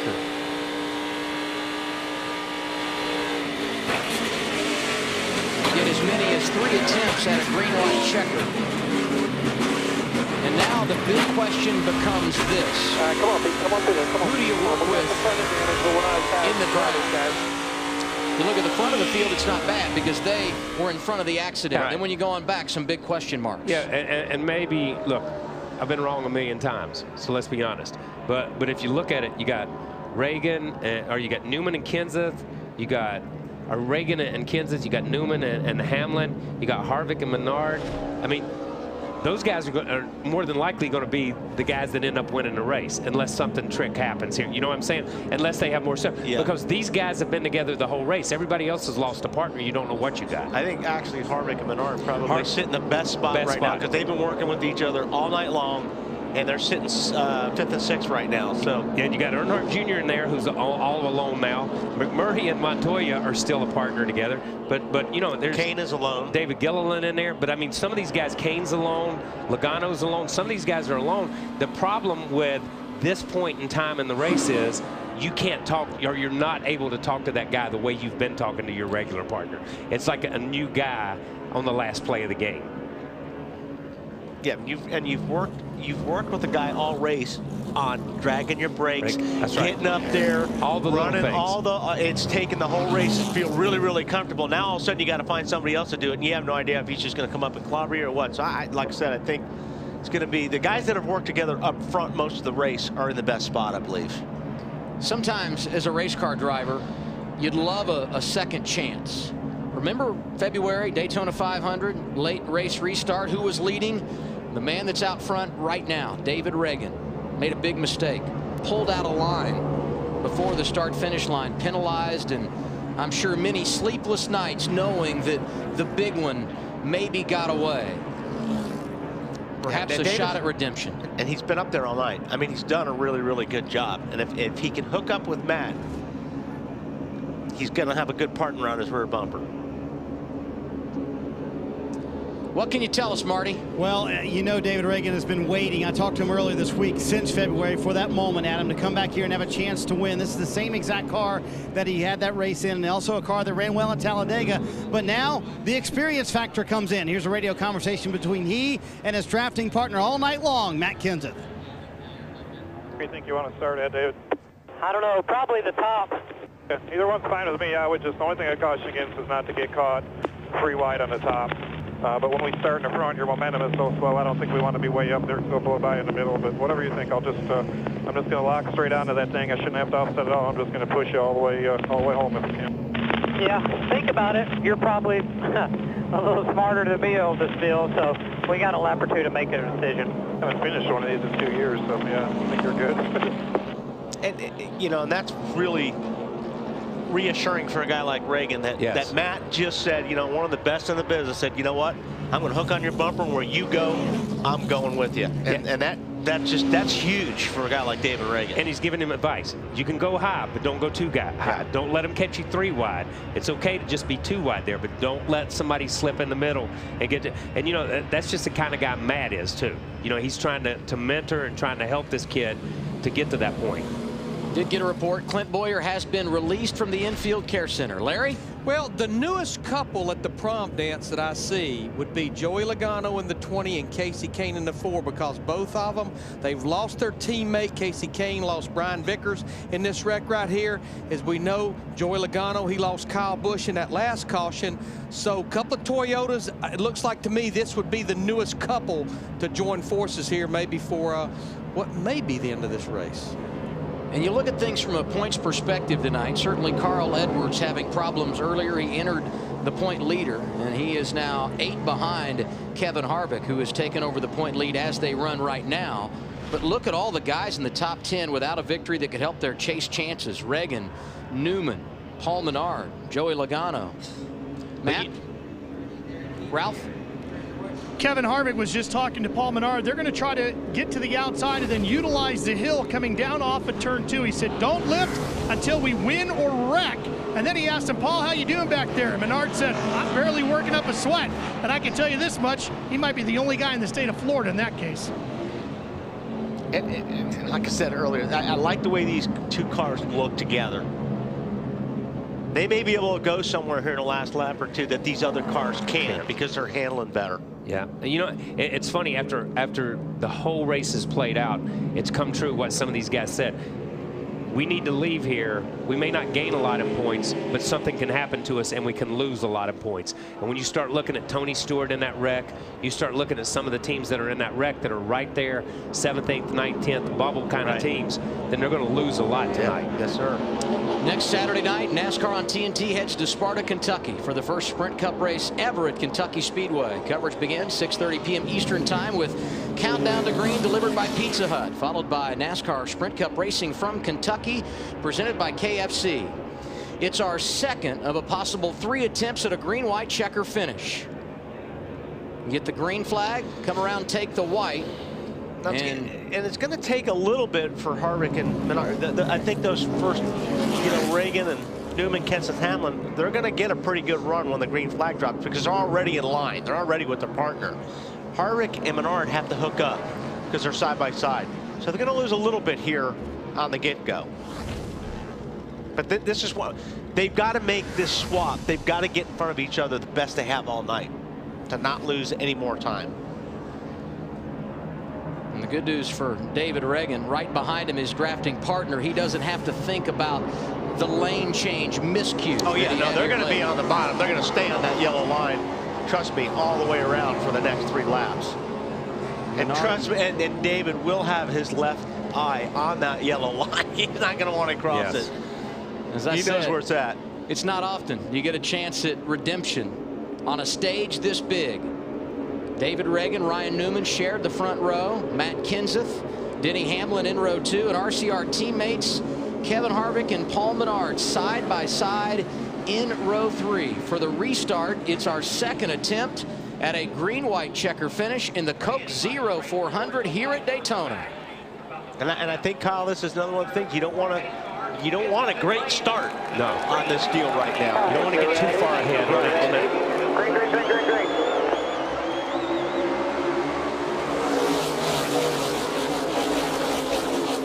When Harvick got up in front of Menard, about as nice as you can do it right there. And left Joy all by himself on the inside right there. Yep. But see how much time they lost by even at that. See what I was talking about? They lost, a couple of seconds there on the front 2 rows. Now they're going to have to get some steam and go. But there's the 4 car pushing the 20, and the 20 has no partner now, and the 4 car has no partner. Harvick and Menard Look lost at the some 20 ground as well. Joy Logano to the outside there with the 4 car of Casey Kane. Larry called it. Logano to the outside and to the lead. Big shove by Casey Kane on the outside. That was a huge shove. He got just enough off those guys. They had to Hamlin shuffled out. He got a little bit out of shape there. Newman had to get out of the gas, and that was it. Here we come down to the white flag. 1 lap to go for David Reagan. All clear. 1 faster, double wide. And look who's right behind Kenseth. Dale Earnhardt Jr. has joined the party. Watch Harvick swing high here, though. Kevin Harvick's been known to break hearts at Daytona. He did it to Mark Martin in 2007 in the Daytona 500. He won this race 1 year ago. David Reagan, a half a lap away from his first victory. It's now time, isn't it, for the 20? It's time for the 20 to do something, or... 1 back there for your bike tag. I tell you what, Reagan behind him. David Reagan. Behind the race leader. David Reagan. No caution yet. David Reagan coming Still back wrecking. to the start-finish line. They're wrecking again. Everywhere now. They're wrecking again. Reagan with sweet redemption gets the victory at Daytona. 2 separate wrecks on the last lap. Great job. Thank you a lot, Matt. Oh, man, these guys are flying by Newman. He was a sitting duck. No kidding. That's the scariest part of it being in a wreck like this, is sitting in a racetrack when guys are coming at you 180 plus miles per hour. That was scary. That's ugly racing right there. You can't beat Daytona. Trevor Bayne does it in the Daytona 500, his first career victory. And tonight, I'm sure tears of joy for David Reagan, who's celebrating his first ever win. That was big. That was nicely done by both those guys right there. Thanks for the help, Matt. Thanks for the help.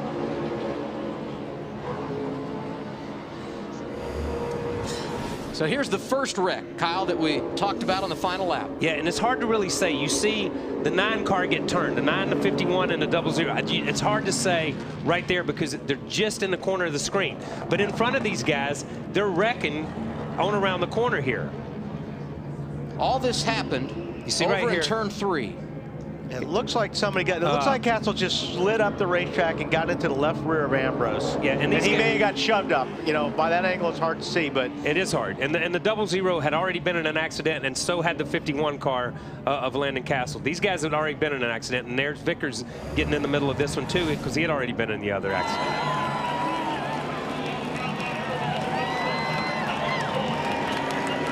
David Reagan, a driver who is endured his fair share of adversity throughout his Sprint Cup Series career, joins the fraternity of first-time winners in 2011. Talked about Trevor Bayne here in the 500. Regan Smith followed suit at Darlington. And as Reagan was seeing the checkered flag behind him entering the tri-oval, as he gets the checkered flag, we had another accident. And where the second wreck usually happens is usually where it does happen, coming to the checkered at Daytona no matter what. Take a look, guys. On the 48, right up in the middle. comes down, and I think the one is going to get hooked by, or the one in the 88 got together. Yeah, it's like the and one then forget it. Yeah, it's like McMurray came down on Junior. Junior got down on the flat, had to come back up on the racetrack, and then, I mean, and this is the second wreck, as you said, and these guys are still just hauling the mail through. But this here. is kind of typical for him, as far as the finish goes. Look at this is normally where it happens. Those guys are finishing wrecking up in 3 and 4. In the background, that's great. The post-game show still to come. Right now, the fireworks going off at Daytona. David Reagan celebrating his first ever victory. Fireworks going off at Daytona on this 4th of July weekend. The Coke Zero 400 at Daytona, powered by Coca-Cola, is complete. David Reagan in victory lane with Marty Snyder. Well, this will be one celebration. A Coca-Cola driver wins the Coke Zero 400. David Reagan wanted this one bad, especially after what happened in February, as we talked about earlier. Be a lot of celebrating in the Reagan family tonight. Welcome to Victory Lane, my friend. This is fun. What better place to do it? Daytona. First of all, I got to thank the Lord for looking after me. Sprint, we delivered a win for UPS. How about that? We've been promising all those UPSers out there for a couple of years, and finally got it. Daytona couldn't be any better. A great points night. Coca-Cola, Coke Zero 400. Couldn't be a better night. I got to thank Matt Kenseth for helping me. Our 4 teammates work great together. You and I talked earlier in the week. This is the one that you wanted because of what happened in the 500. How many times did you relive that restart in your head as you had to do a couple tonight? Well, everybody kept talking about it, and man, I just tried to zero out, take the positives from it and move on. But you know, I can't thank my spotter, my crew chief, my team enough. They really humbled me, kept me focused. Matt pushed me to the finish line. The Roush Yates horsepower was great. Doug and Robert Yates back at the house, thanks for all the help. Thanks to fans, Sprint. Not a better night to win. This is awesome. So many generations of Reagans worked to get you here and get you into victory lane. When you see your dad, Ken, who's around here somewhere, and your mom is too, what do you think? Well, I'm just proud. Everybody back home in Unadilla, Georgia, maybe the streets are rocking and rolling tonight. Glad my dad and my mom's here. My older brother Adam, so a lot of fun times here to celebrate this July 4th weekend. Thanks to all the veterans back home, and it'll be a fun night. And I know you've heard all the talk too. Maybe he's not ready for Cup. Maybe he doesn't deserve this ride. What did you prove tonight, you think? I wasn't ready a few years ago, and Jack Roush gave me a chance. And you know, this is all we needed. We've been so close so many times, and finally we're here. And I just can't thank UPS. We love logistics team for standing behind us, and we're here. We'll enjoy it. We'll enjoy it Monday and Tuesday, and then we'll go back to work for Kentucky next week. I think the Reagan family's going to have a good time tonight. David Reagan in victory lane, Chris. And Joey Logano gets his best finish at Daytona, 3rd place. Joey, you and Casey Kane had to call the audible late there because you lost your drafting partners. How did you decide who was going to lead and who was going to push?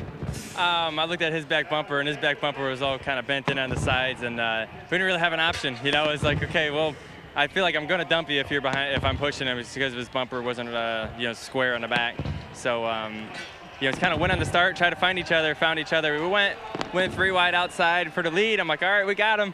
And got back down to the bottom. The inside lane just had more cars down there, and it shoved them ahead. I was able to pull the 88 apart from his partner. And then we're just stuck there on the outside, and got down in there, and I was hoping we'd build a run on the back straightaway, and we couldn't. Just rode there. I just wish it was like our speeds were just the same all the way to the line. Our only hope was if those guys tried to pass each other at the line, and I knew they weren't, but they're teammates. But that's awesome for David. He's a good friend of mine. You know, we grew up together running Legends cars and everything, and so it's really cool to see him winning. You know, me yesterday and now him today here at Daytona. It's really cool for everyone back, you know, from Atlanta running Legends cars and all. It's really cool. But awesome run for Home Depot Toyota. You know, 2 good weeks in a row for us. We're building some momentum. Good week yesterday, so everything's on a roll right now. We're pretty pumped up. Yeah, nice run, Joey. The Reagan family celebration continues. Father Ken made 8 starts here, and now his son's got a victory. And that's his brother Adam right there. Yep. And that's David's biggest fan. I'm going to tell you, he's out PRing for David all the time, so that's pretty cool. And it is cool to have his family be here. You know, his father was a race car driver, and he grew up coming to the racetrack and we raced against each other, myself and his father. And he grew up as a kid coming, so it's pretty cool to see this. And I like seeing first-time winners, man. It shows the sport's healthy. And they've done it on a big stage. The Daytona 500, yep. Southern 500 at Darlington, and tonight in the Coke Zero 400 for David Reagan. Juan Pablo Montoya landed Castle, involved in that last lap crash. Released from the care center as we look at the unofficial results. Yep, you know, this is great racing, man. It's a lot of fun. I hate to see all these cars get tore up like that on the last lap. Well, you work hard all night long and don't even get to cross the start finish line. Out front a bunch tonight. You saw he finished deep in the field. And there you see Mark Martin. Carl Edwards ended up 37th. Chris? Well, Matt Kenseth won here back in 2009. Matt, today you gave it to your teammate. Yeah, I mean, we didn't give it to him. We worked together the whole night, and David was in the right place in that restart. If I would have been in another spot, he would have pushed me to the win, too. So that was kind of the plan. We stuck to our plan. I'm really happy for that group.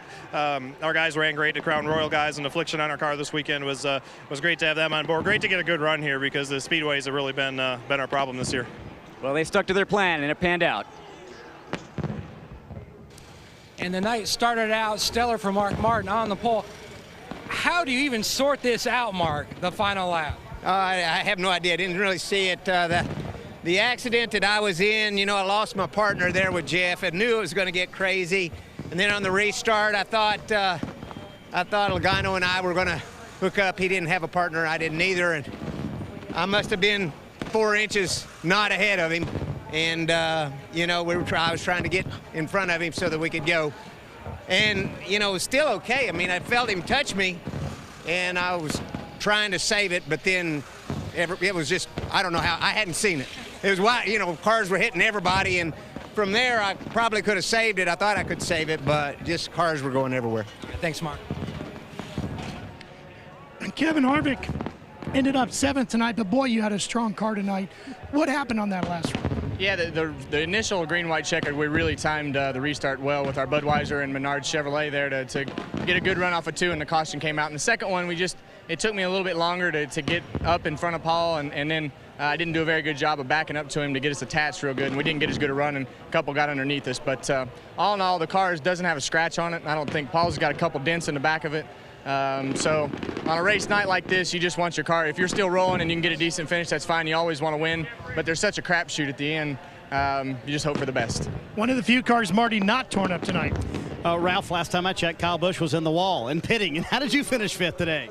I have no idea, but I just kept my foot in it there at the end. You know, I had when we got in the wall there, we come down pit road, we put 4 tires on it, fixed the fender damage and everything, and then got back out there. Big wreck happened. We missed it. We didn't have any flats, so we decided just to stay out. A couple of guys pitted. We gained a little bit of track position back. And then we got mixed up from Keselowski, who we were going to work with, and then Gordon was behind me, so he just pushed me. And we kept our foot in it and drove right up through the bottom, man. There was some holes that parted ways and just kept digging. Luckily, he made it through, and I made it through, and we ended up with a 5th out of the deal. So can't say enough about the Interstate Batteries, All Battery Center Camry. The guys did a great job for me. Really loved working with Joey all day long. You know, that was really good. Figured we probably could have won the race. You know, we were coming right there at the end around the top, and we got in the wall, and caution come out. So, you know, it's just a product of what we got. How frantic is that at the end? Because you were going to work with a 48 for a while, didn't have his radio, so you had to move to someone else. How crazy was that, just trying to figure out, A, who you were going to work with, and B, how you're going to talk to him? Yeah, I had 2 24 channels today. That doesn't work, does it? No, that didn't work for the 48 anyways, but I got the 24 there at the end. So, you know, it's just a matter of trying to find who you can find when you need to find them. And I had enough radios where I was flipping all over the place. So Casey Kane's waiting on me to let him go for an interview. So I'm just going to keep on flapping my jaws here and get some more Interstate Batteries coverage going on. And we'll take up as much time as we could possibly take up. Thank NOS Energy Drink, Toyota, everybody from JGR. Making Casey mad. Yeah, Casey's mad, isn't he, Chris? Well, Casey Kane and Brian Vickers were one of the strongest pairs all night. Casey, on that last accident, how worried were you when you lost Brian? Man, that was my guy. You know, we worked together great. Whether he was pushing or I was pushing, I think we were a little better when I was pushing. When he was pushing me, probably, we were at our best. But either way, we led some laps. We ran up front. When I lost Brian, that was a bad thing. But I was able to push Joey there, and we got 4th. And it's good for Toyota and great for Red Bull. It was a really good night for Red Bull. The cars were really good all night. Yeah, with all the speculation about next year, great night for Red Bull. We did out somehow, and we came back, fixed it, got 4 tires. So Casey Kane walks away after a top 5 finish. Kind of the good news, bad news situation over at Team Red Bull tonight. It's kind of interesting when you go through that and listen to the drivers talk. I mean, nobody seems to be really mad at anybody. Everybody's wrecked on the last lap, and nobody's blaming. Even Mark said, I thought I had him cleared. Yeah. You know, and Mark basically said, I come down on Joy. Joy didn't wreck me. No matter what everybody thinks, Joy didn't wreck me. I came down on Joy. I thought I had him cleared because we needed dancing partners at that time. And you know, Joy didn't say anything about Mark. Mark didn't say anything about Joy, and you move on. And that's the weird part about this type of racing. You don't see guys get out and be... Well, you expect it's going to happen here. That's right. So you don't see these here. guys get out and they're not mad at each other. Right. And in the how in the world did he finish their category? Ralph Shaheen with Jeff Gordon. Well, Jeff, you guys had a wild night going there. What happened in that big pack that got you turned around? Everybody was just really getting anxious, and it was time to go. And somebody got outside of me and Mark coming off at 2, which made it 3 wide. I had the 83 and the 4 on their inside, and just went into 3. And I don't know, somebody got in the back of the 4 and pushed him up into me, and I had nowhere to go. And then the car came around, and luckily I straightened it out somehow, and we came back and fixed it. Got 4 tires on our Pepsi Max Chevrolet, and miraculously there, those last 2 restarts avoided 2 more wrecks, and was pushing Kyle Busch, and he made some great holes on that last run. And I mean, I don't know, it was awesome, and how we finished 6th is unbelievable. It was also one of the best saves of the year. So now we look at Sprint Cup Series points. After 17 races, we have a new leader. Early problems for Carl Edwards tonight. Kevin Harvick finishes 7th. He leads by 5 points. Kyle Busch, Jimmy Johnson, Matt Kenseth, the top 5. Dale Jr. stayed 7th. Jeff Gordon back in the 8th position. Boyer and Newman round out the top 10. And now you look at 11th and 12th. Tony Stewart 12th when you look at points, but David Reagan 17th has a victory. That means he will be 2nd in the wild card category. And look how tight that is, points-wise. That's really, really tight between 11th and 19th right there.